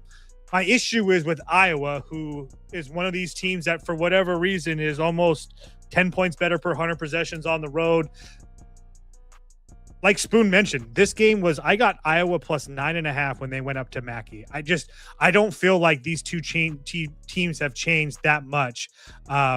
It would only be Purdue here. Trust me, I really wanted to get to Iowa. I really, really did, because I do think that they can slow the game down and they can bang inside with these guys, and they have guys like Sturts and Banks that can hit shots for them and keep them in games with the 3-ball. But I just think that Purdue's just the much better team, and getting them essentially under a possession, it would only be Purdue for me. I can't do it because it's such a shitty spot, but it would only be Purdue for me. I just bet the -1.5, -110. It's available on Caesars right now. I think this line should be Purdue -3.5 to -4.5. I think this is an overreaction to recency bias. I don't think Iowa's a bad team at all, but no, I don't think at home the number should move this much for them. All right, I'm going to take a look. I mean, I'm going to be watching this game, so I'd love to bet it. I can get a. All right. On Caesars, I'll jump in for a little bit. -1.5. All right, let's do it. 190. This would be one of. I'm surprised you're not already asking about the under here. I did. Here's the thing with here's the thing with Purdue and Iowa. They run such slow paces, but they both hit their shots at such an both have sky high effective field goal percentage. So they run a super slow pace, but they always make their shots. So they play high scoring games though. It defies everything I know. All right, I bet Purdue. Maybe just doing some gambling here because I know I'm going to be watching this game. I'm with you on that, Spoon. Toast, you taking it with us too? Yeah, I'm at 1.5 on Caesars. All right, I'm in. Probably just doing a little gambling with that one. -1.5. All right. Next up. And the next game is Toledo. Well, we already know this is Spoon. He's a Toledo fan. But is there 920 people in here right now? Yo, shout out to everybody, all you degenerates. I see you, Maximilian Betts. What up, brother? I see you in there. All right, Spoon. We know you want to talk about Toledo. They're on the road catching 4. I'm going to guess what Spoon's about to say. I think this is a great spot for Toledo. It shouldn't be more than a possession. I make this game about 2.5. Ready? Go ahead, Spoon. What do you think? 2.5. That's pretty good. A number. I like that. This is a rivalry matchup. Toledo and Bowling Green already met once this season. 73-72 matchup in Toledo. So now on the road to be Toledo. I think this was a 1-point line the first time they met. Toledo to be catching 4 points. I got a 4.5 -109. I think is a bit ridiculous. I think they win this game outright. Toledo's a healthier team now than when they met the first time. And I think Bowling Green's playing worse basketball than what they were. Sure, they have 2 wins in their last 3 games, but it's against the 2 worst teams in the conference in Ball State and Northern Illinois. They just absolutely got dog-whopped by Arkansas State and taken losses to Central Michigan and Buffalo since that Toledo game. Rivals or not, I don't think this is a great spot. I looked at just playing the money line with Toledo, but I didn't want to pass up a full possession, so I have the 4.5 -109. In that first matchup, I've talked about Leroy Blyden Jr. He's the freshman point guard for Toledo, one of their best scorers, was still dealing with that fingernail issue, and I think this is a spot where this team, they also had Austin Parks banged up in that game. It's just in a better spot. It was a 1-point game at home. That home atmosphere isn't that great. BG has a better home atmosphere. If anything, I think they get up more for this game. You think this number comes down, Spoon? I don't have the best feel for the market in the MAC games. I don't think the 4.5 will be there tomorrow. I think there's mostly 3.5s on the board. I think it probably stays right around there at the 3.5. I would be shocked to see it move to a 5. I don't think that happens. But there's a chance it comes down to like a 2. All right, I'll tell you. But I'm not going to be watching this game, though. Javante Campbell, Legacy Night, Bowling Green by 10+. I'm just kidding. I just wanted to screw with Spoon. Oh. All right. I'll tell you, Spoon. Whatever. All right, Toledo plus 4.5. You got minus 109. I've seen Zach Gallen's bum ass name in my comments multiple times. He got a Did he contract. finally get a job? 1 year. signed with the Dynamo. Job. 1 year, $22 million. $22 million. Are they high in Arizona? Dude, it's a I 1 mean, year that's deal. a deal for like. Yeah, that's a deal. Toast is biased against Zach Gallen. That's for a For veteran. number 5 on your team? No, but it's 22 a veteran starter. It's no long-term exposure. It's 1 year. If you add the cap space, there's no harm in it. You got to keep in mind the most overused metric in sports, and you see this all the time in the NFL. The most overused metric in sports is this year's cap space. This year's cap space is meaningless. You sign talent with future cap space. So a 1 year deal is just limited exposure. It's really about nothing. So you always see that in the NFL. Teams are like, here's the cap space for this year. It's meaningless numbers. If you want to sign someone significant, you need cap space in 2028. That's what you sign significant down. Whatever. My bad. Rant over. I could do a whole video about that. All right. Next up, Wofford on the road against Greens. I already know Spoon selected this one. This is a good game, though. Is it? Yeah. This is a game I think the number's really off. I feel like the wrong team is favored in this situation. I have a UNC Greensboro plus 2.5 minus 110 ticket. Another one that I looked at playing the money line. Might go back through and play a couple of these smaller. But I think this is a game where UNC Greensboro should win. Wofford is missing 2 of their best players right now. Kamari Holmes has missed the last few games. I believe he's dealing with an ankle injury. This team has a few days off after this game before they play their next at VMI, and I don't think they're going to rush him back for that VMI game. I think they have Furman circled to get healthy, and they have another starter who tried to come back 2 games ago, and Luke Flynn, and was only able to get on the court for a few minutes. Didn't look really good. Sat on the bench the entire last game. That was just 3 days ago now, so I think this Wofford team is going to be dealing with the same injury situation that they were in Stanford. They lost that game by 17 points. Stanford was favored, but I don't think it should have been opened up that much. UNC Greensboro did not start the season out well. Started out 4-6 in conference play, 8-15 overall, but they've won 3 games in a row now. They're playing a lot better. They get a wounded Wofford team coming in here, a team that beat them handily by 12 points in their first matchup. But if we look at that game, Kamari Holmes and Luke Flynn combined for 27 and 12 points apiece. I think this is going to be a tough spot for Wofford to find a way to lay more than a possession. So this is Greensboro. You agree, Toast? Yeah, I've already bet Greensboro as Let's well. go. The only I'm- thing I I'm could in. add is that Holmes kid had 27 these first. I think he just touched on it. I went right as he was ending, but I felt like this was the wrong team favorite as well. I obviously don't know as much about these 2 teams as Scoop does, but this one kind of stuck out to me. All right, I'm in. I'm tailing. Don't know anything about these teams, but I'm in. Greensboro plus 2.5 minus 110. Just got it. All right, next. I also think that the Greensboro offense is starting to look a lot better as well, so that helps. So Wofford has a first-year head coach, started out great, setting records for Wofford, but now he's dealing with injuries, getting in the middle of conference play. You have Mike Jones, a guy that's been coaching for 15 years now, and I think this is a great spot for him. All right, I moved this into the SEC. Is 14 too many? Tennessee has come around, and we were talking about it in their last game how Tennessee's starting to resemble the elite Tennessee we've known from years past. But this is not last year's LSU. This year's LSU's team is better than last year's. They're not that bad. 14 feels strong for this one. Is there an injury I'm missing?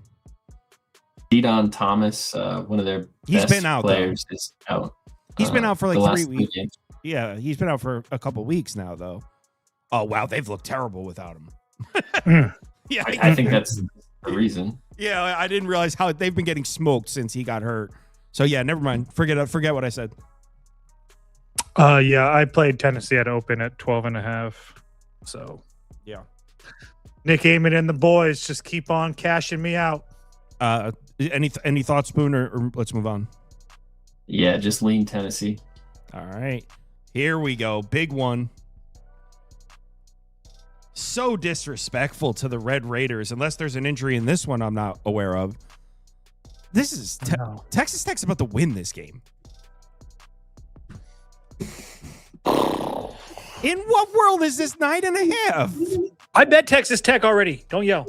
I've already bet it. Don't raise your voice at me. I'm with you. All right, I'm betting Texas Tech. Has this come down at all? What is this? This number should be 4.5. I don't know about that, but this is like what they would lay to TCU. I mean, I don't know about 4.5, but yes, I do agree that 9's a little bit much. Ken Palm has this 11. I think that's insane. Spoon, is there, before I bet this, do you have any objections? What is this? 9.5? I don't know. Arizona's a really good basketball team. I think Texas Tech has the defense to be able to slow them down. Grant McCaslin's a really good coach, plays with a slower tempo. I don't think this game really opens up at any point where Arizona really is walking away with a 20-point win. But Arizona's off their first loss of the season versus Kansas. Sometimes that lets the air out of the balloon, but first loss also creates just a fired up team. I don't know that Texas Tech has what it takes to fire 2 punches and get back-to-back wins here, but they probably do have what it takes to cover the 9.5 points. I'm not going to be involved with this game. It's going to be a really good basketball game. I think Texas Tech is better than a lot of teams that Arizona has played at this point in the season. Not a step up in competition from Kansas or anything, but probably equal competition. It's a step up from Kansas. Texas Tech. Oh, yeah. I bet Texas Tech as well at 9.5. It's not necessarily, at least for me, it's not necessarily a fade of Arizona. I think clearly they're one of, if not the best team in the country, depending on which of the 2 or 3 teams that you put up there. But I will say that they've benefited from a very, very weak Big 12 schedule. And now you can see that they obviously just played Kansas on the road, and that's followed up by Texas Tech, BYU, Houston, Baylor, Kansas, Iowa State.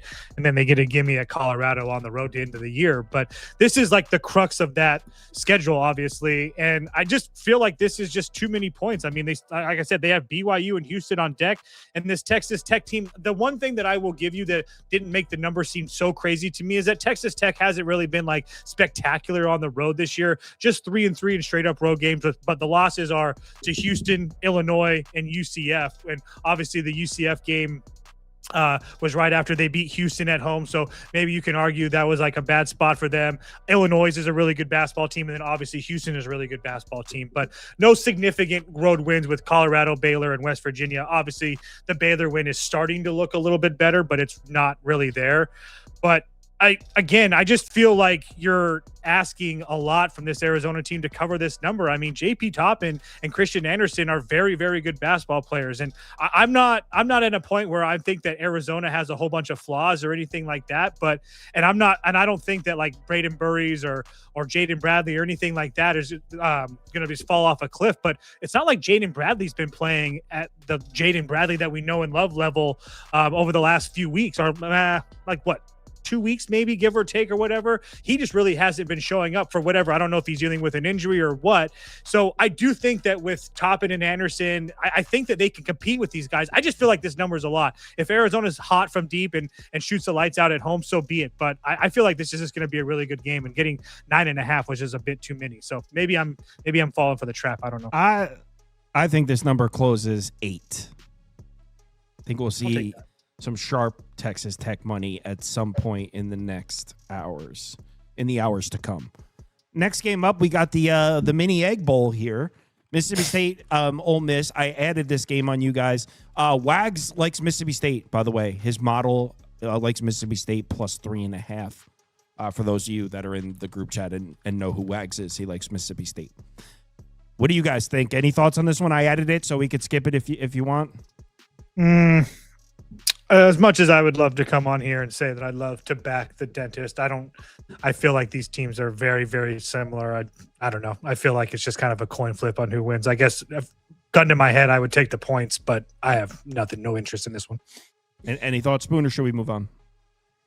Yeah, this first matchup was a 1-point game. I think this game probably comes down to the last possession as well. So taking the 3.5 makes a lot of sense to me. I haven't gotten involved with this game yet, but wow, you guys all right. I'll put these are close. I'll put Mississippi State up too. All right, let's move on. These teams are like the exact same. It's like ridiculous. Let's move on to Georgetown UConn. Georgetown is playing at a higher level, guys. Are they playing at a high enough level to hang with the Huskies? And I want to know if this is in Stores or Hartford. Give me 2 seconds. It's in Gamble, Hartford. Oh God. Oh no. Gamble's in Stores. Hartford is the other one. Sorry, it's in Gamble. I apologize. That's in Stores. Yeah, that's the place that gets pretty rowdy. Are we buying into what Georgetown's doing recently? Can they keep it close at Gamble? Anyone have thoughts on this one? I might have added this one on you guys. So it was a 2-point game the first time these two teams played, January 17th. Georgetown really pushed Connecticut in that game. I imagine Dan Hurley was pretty upset about that. I think this is going to be a UConn blowout in this game. I don't know if I'm ready to lay 17. I definitely haven't pressed the button yet, but I do think this is more than a 20-point win for Connecticut. You can get 16.5. Toast, any thoughts? I'm not betting this one. No, I still think that UConn's a 1 seed, but I don't know. I mean, Georgetown was coming off a road overtime loss to Creighton when they went and played. Obviously that game was at home when they played UConn, but not the greatest spot for them either. But I don't know. It would only be Georgetown plus the points, only because we've seen this UConn team just kind of play with their food at times this year. So you're just asking them to be fully engaged for 40 minutes. So maybe the close game that they played earlier in the year makes them engaged, but I'm not trying to pay to see it. Next game, and we got 6 games left, guys. We're on the home stretch. Memphis, Utah State. I know Memphis is having a disappointing season. This is just, are you kidding me with 14? Is Memphis' best player hurt or something? No, dude. It's freaking Utah State and Logan at the They win by 30 every time. Whatever, dude. Go ahead, Spoon. You can talk about it. Stupid Utah State. Dude. Why does he hate Utah State? I don't. They're just good. The win that they got versus San Diego State, I think, was a little bit fugazi, and then they barely beat Wyoming on the road, and then they knocked out Fresno, and it's just this big number. The only reason I'm interrupting is this happening in this game. So in the last 5 minutes, Circa dropped from 14 to 12.5, and everyone followed. So it looks like Memphis money is incoming. God damn it. I really want to bet Memphis here. I'm not going to do it, but I do not like the fact that they're on back-to-back road games with only a couple of days prep, and now they got to fly into the mountains. But this is one of the deepest teams in the country. They're going to play a whole bunch of guys in this game. Probably 8 guys in this game, maybe 9. I don't know, but I do feel like that gives them a little bit of advantage. I don't think that they're come close to winning this game, but 14 is a lot of points, and Utah does have a pretty big game for them on deck versus Boise State in a few days. Obviously, Boise State losing today kind of knocks a little bit of the sails out of that. But regardless, it would only be Memphis for me. I would need like 14 and a half, though. And I do agree with whoever said in the comments, Penny as a dog is still there. Man, it's this Utah State team at home is something special. I will say that. Someone in the comments said Anthony Hardaway is losing his job. His name's Anthony. Spoon, any thoughts? Wild travel spot for Memphis. They have to go from Memphis down to Texas, and then 2 days later after leaving Texas, they go all the way to Utah. This is an out-of-conference game. A little bit of a weird spot. I think this really favors Utah. This is a team that has shown the ability to really open up games. Memphis is not a good basketball team. I get this number's a little bit disrespectful, but Utah's a team built to kind of blow teams out. So I wouldn't be surprised at all. Like I mentioned, the terrible travel spot. This Memphis team, I don't think is focused in or locked in. I don't know what this game does to help their schedule at this point in the season. They need to win their tournament. They want to make Big dance. Let's move on. I'm not betting that. Next, Trevor wrote Memphis money line, and then somebody wrote Trevor's drunk. both could be true. Virginia on the road. Virginia, Ohio State. What is this? This is a good game, I think, in my opinion. I don't know about betting value, but I do think this is a fun game to watch. I can't even ask Spoon because he can't give me a straight. Take it away. Tell me why this is a great game. Spoon's power. Ohio State is Spoon's kryptonite. We don't even ask him. That's what I was gonna be like, man. I was gonna ask him if he believe that. No, Ohio you can't ask Spoon. Ohio State, you can't ask him. He has no powers at Ohio State. So it's we have to do this one on our own. Ohio State, Virginia. I kind of think Virginia's the better team, but laying 4.5 on the road is serious shit. I don't think. Yeah, there's no question that Virginia's the better team. I will say they really haven't been tested on the road for a while. Their last few road games, Florida State, Boston College, and Notre Dame. The Notre Dame game was a 2 overtime victory, so that was close. And then they do have road wins versus SMU and Louisville and NC State. So, again, I'm not trying to take a whole bunch away from Virginia, but I just don't know what to think of this Ohio State team. I do really think that they are better than what they showed. I didn't want to lay the 8 points versus USC, but they ended up getting that win. But I do think if you look at their losses, I mean, it's really not that bad. I mean, Michigan at home, okay, whatever. Wisconsin on the road by 10. Yeah, Wisconsin's playing really, really good right now if nobody's noticed. Obviously, tonight really helped. But again, on the road at Michigan lost, on the road on the West Coast to Washington lost, at home to Nebraska, North Carolina, Illinois. I mean, I really don't think this Ohio State team is bad as people make them out to be. Now, I will say that with John Mobley kind of being really inconsistent, especially the last couple of weeks, really makes this team really hard to bet. But I do love having Bruce Thornton. I do think that having a veteran point guard like that really matters. And that Tilly kid has been really, really good for them as well. So obviously not with the points and stuff, but I do think that his size really helps his team, especially defensively and protecting the rim. So you can put up Ohio State for me in like an ultimate get up spot, like kind of, I would say, season type of on the line. I still think they're a tournament team if they lose this game, but I think this is a really big get up spot for Ohio State. I haven't played them yet because I do think that Virginia might take money, but forgives me, Spoon. I kind of like it. Does seem to be coming the other way. Actually, they're 3.5 showing. Really? Yeah. So Circa opened up 4.5, has dropped to 3.5. Pinnacle has also taken Ohio State money. It looks like it's I would need the 4.5. There's no chance I do 3. I want to play Virginia at 3 or better. What do you think, Spoon? Exactly what you just said. I want to play Virginia at 3. Like if this comes down to a flat 3, which happens a lot, if we see 3.5s around the board, I will move on Virginia. So this game isn't in Ohio. It's in Nashville, Tennessee. So a little bit of a neutral court environment here. I think Ohio State is a decent basketball team. They haven't really been able to string together good games, though. I mean, if you look at their game log, it's just back and forth. It's red stripe, green stripe. And they're sitting 8-6 in conference right now, 16-8 overall. Not a bad season, but they're coming off a win at home.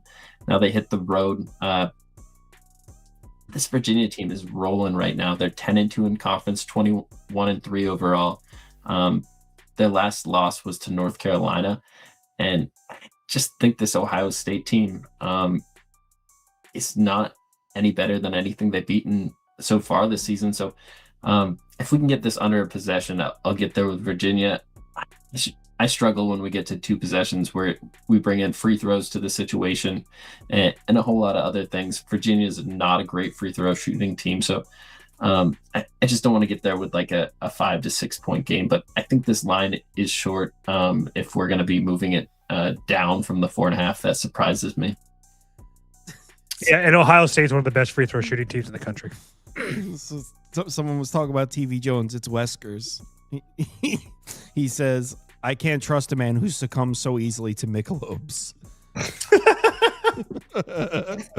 Auburn, Arkansas. Man, the value on Auburn, they get priced as a good team one day, and then 3 days later, they get priced as a bad team. It's all over the place. So now Auburn's catching 8.5. Is there anything I'm missing in this one? Any injuries? Is there any reason Auburn seems to have dropped a couple points in the market? Not that I'm aware of. Spoon, do you know? All Pettiford. Do you agree with that sentence that they seem to have dropped a couple points in market? Yeah, I think part of that is that you're always going to their home court advantage is so good. So I do think that you're always going to get an extra point or two with there. They've also played Tennessee on the road, Alabama, and Vanderbilt their last 3 games. So not that those streams are so much better in Arkansas or anything like that, but you're not really getting Auburn at a peak market value. I guess that's the point. They're wherever, if it was super high coming off the Florida game, it's kind of lower considering where it is right now, I guess. It's more or less, do you think Arkansas continues to play well at home and that Kentucky game was a fluke or not? Because Arkansas has been very very good at home this year. Only one loss.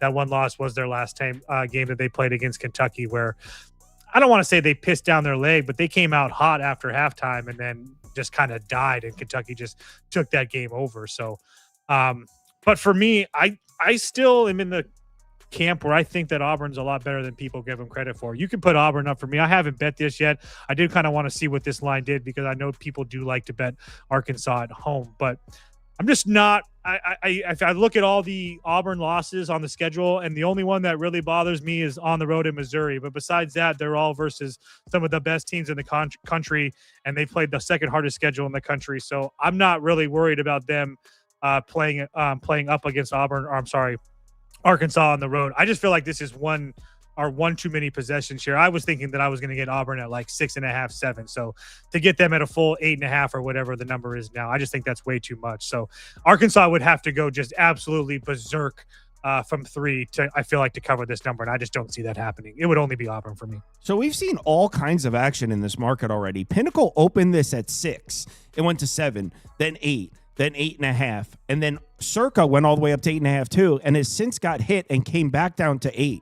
So it does look like 8.5 is the ceiling. I'm looking around; it does seem like we're finally starting to see our first bit of Auburn money up here at 6.5. It looks like our Arkansas was hit earlier at a better number. Do you think 8.5 is too high, Spoon? Yeah, I do think that's too high. I'm kind of looking around, price checking as well. I don't understand why we're getting a full 9.5 points. I don't see anything injury wise, but like, what has Arkansas done to command this? They just beat up on a LSU team that's missing their best player. Doesn't mean a lot to me. They beat Mississippi State up. Sorry to interrupt. Someone said Keyshawn Hall is out. Is that somebody notable? Yeah. That's very notable. Oh, hold on. He's out? That's it's my bad if that's a psycho in the comments. I'm going to check Twitter. No, I mean, he could be. I mean, it's college basketball. I just didn't know that. Keyshawn Hall, latest tweets. Keyshawn out for Auburn. Yeah, 5 hours ago. Yep. That explains the movement. Thank you. Who said that? Thank you, Jay Bethea, for the comment. So yeah, I didn't see that. Yeah, so that explains that answers our question. So for those of you that don't know, Keyshawn Hall is Auburn's leading scorer. He also leads the team in rebounding. So Auburn's leading scorer and leading rebounder is out for this game, which I'm taking down our picks. I mean, would you guys still lean Auburn at this number or no? I'm looking really quick. I was gonna say I still. Yeah, I do. Yeah, I'm not taking Arkansas or anything, but I'm just gonna pass on the game. It's for me. Is what's his face? Does Acuff continue his 42% or whatever the hell it is shooting at home? If he continues that, Arkansas is going to win easy. But if he's not absolutely lights out like he has been, it's going to be a struggle. I don't know. Yeah, I'm good on this one. Thank you for that. Whoever said that though. Yeah, Jay Bethea said it. So thank you for that one. Next up, we've got South Carolina, Alabama. We've got 4 games remaining. So I miscalculated before. I added this one. We can skip it if you guys want. We're talking about 17.5 points. I'm assuming we're not going to spend too much time talking about this one. No, let me just really quickly see what the Alabama team total is here. If we can get it around that 86.5. Nope, not even close. Pass. Any interest, Spoon, or should we move on? Yeah, Alabama by 40. Yeah. I'm not going to play this game. Man, don't sleep on that South Carolina team, man. They covered a number for me. Toast hated my pick. I covered. Toast lost. Not a big deal. I don't recall that, but I had plus. oh yes, I do. It was Texas. It was Texas. Yup. And South Carolina could have won the game. They're a pesky little team. Speaking of, oh yeah, speaking of is correct. I'm surprised neither of you selected this. We've talked a lot about this Texas team. And the reason I put it up was I think it was sports scientist Jacob that's all over the over in this one. I'm going to go find his what he sent to the Discord in a second, but sports scientist Jacob definitely gave out a pick in this game earlier. And if you guys give me 30 seconds, I will go find it. I have to sort through all the nonsense he sends in there. Just joking.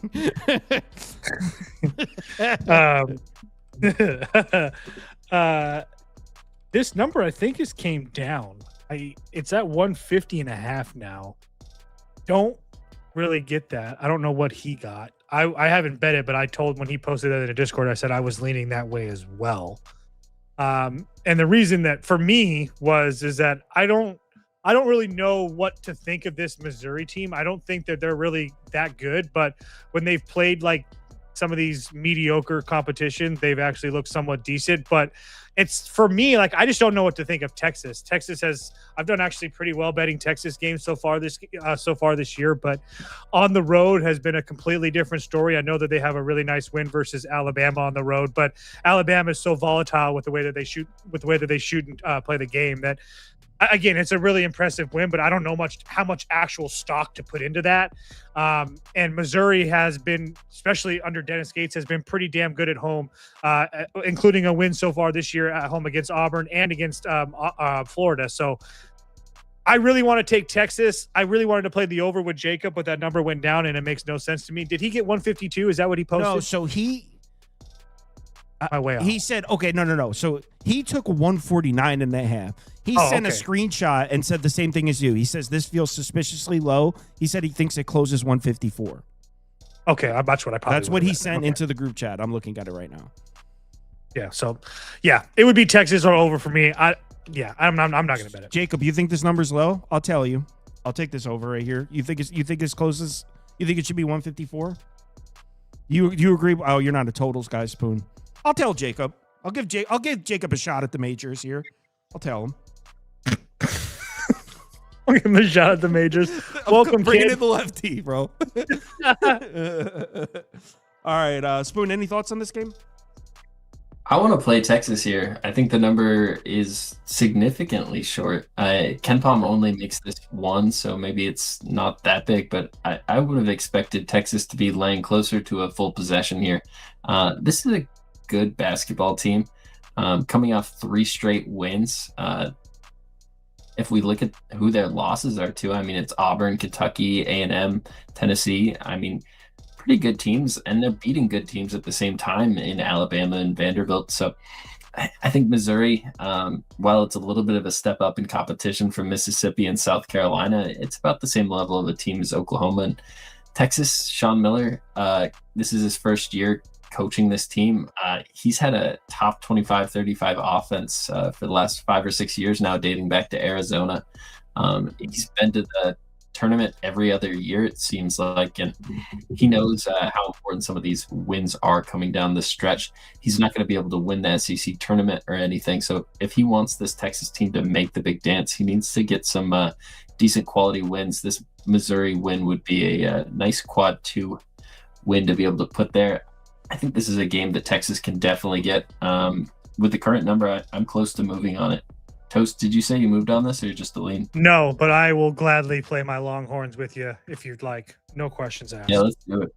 All right. I kind of like the way, I'm not going to lie, I watched Missouri's last 2 games. They're playing a little bit better than they were earlier in the season. Just saying. I know you guys have this weird thing for the Rodney Terry-less Longhorns.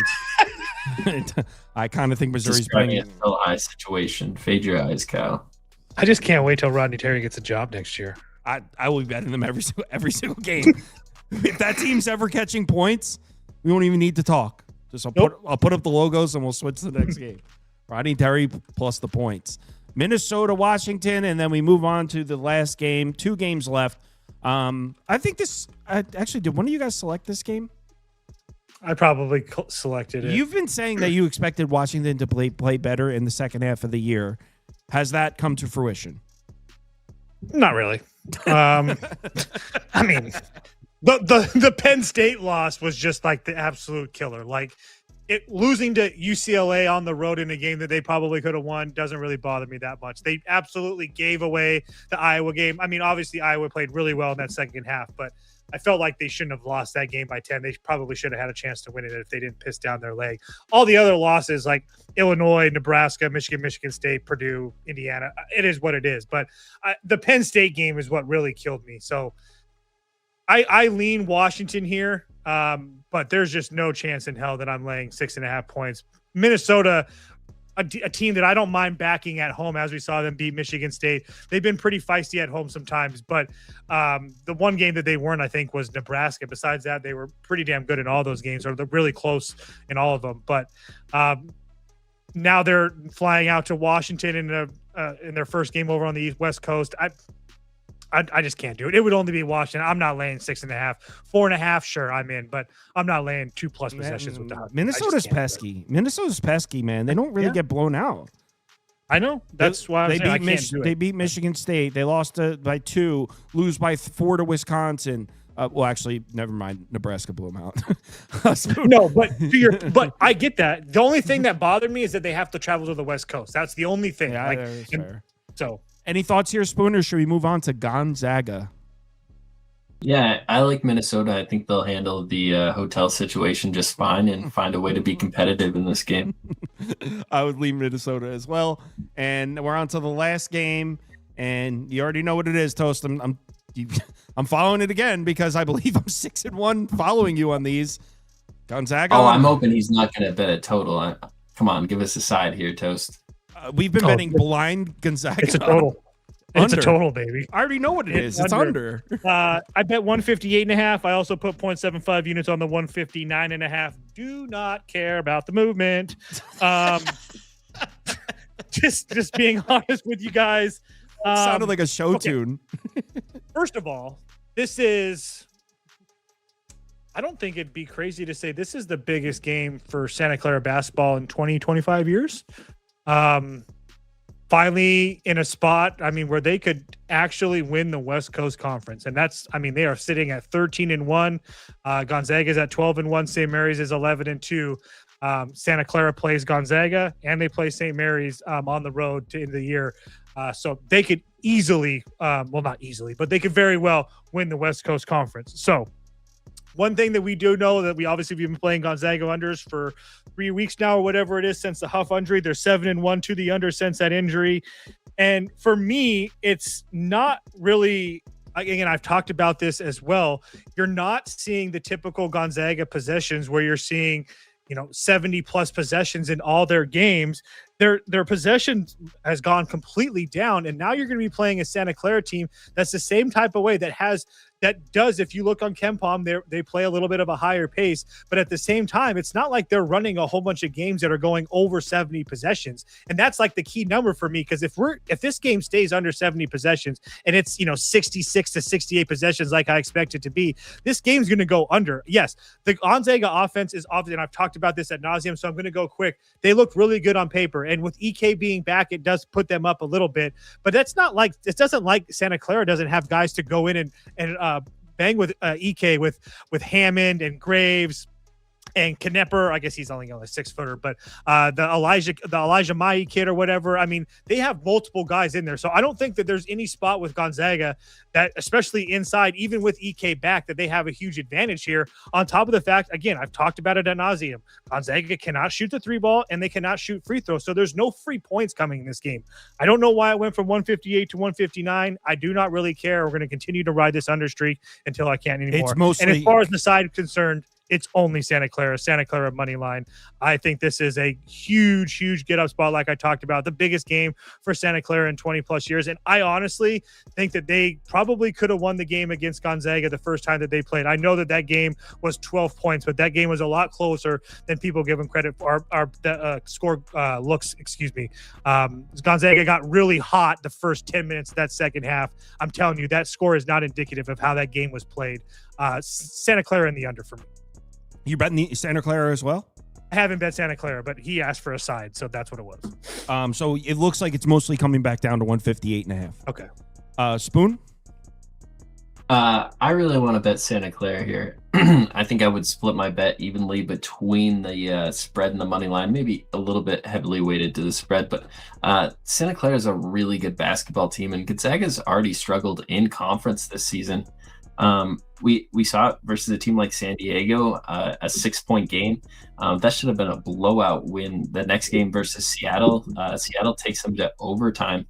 Santa Clara and Gonzaga already met once this season, 89-77 game at home for Gonzaga. Now they have to hit the road. I just feel like this is going to be a really difficult test. San Francisco pushed this Gonzaga team to 2. I don't know how this line is 4.5 right now and not going to get just absolutely hammered with Gonzaga money. And that's why I haven't done anything with it, but a little confusing. Circa immediately moved this line from 4.5 when I saw them open to 3.5. It's since moved back to the 4.5. So a little bit comforting, but I expect Gonzaga money to come in and maybe we get a 5.5. I haven't moved, but I want to be on Santa Clara. I want to also be on the money line. I think this is a huge game for them. I think they are alive to win the conference. And every time Gonzaga comes to town, you're going to get the number one punch. I think Santa Clara has it tomorrow. Just one other point I wanted to add with that game that they played earlier in the year. Huff and EK were both in that game, and they both went up. EK was 12 for 16 from the field. Braden Huff was 6 for 9 from the field. So either one of them missed. But you take out Huff, there's just nowhere for Gonzaga to score. It's only EK and a whole bunch of bricks. All right. That's it. Let's all go over to the Pump Fake pod and tell Trevor his next pick sucks. So he's going to be so mad. Dude, he was mad last time. So let's go over. Everyone, I'm going to share the link now. Go over whatever his next pick is. Just tell him this is a bad pick. But everyone, thanks for watching. I'm heading over there now. We'll just Have a good night, everybody. I'll be over on Pub Sports Radio tomorrow morning, all about the hoops, breaking down a couple games with a couple of the guys, Cab and Wine Time. Enjoy the weekend, guys. What time? What time? You didn't say a time. 10 a.m. What is that, an approximation? 10 a.m. or 11 a.m. I can't remember off the top of my head. I believe it's 10 a.m. All right, so he'll be over on Pub Sports tomorrow morning at some time. 10 or 11. I'm not going to be there at the beginning of it. Oh, you're coming on as okay. All right, everyone, I'll see you over in the Pubs, their channel later.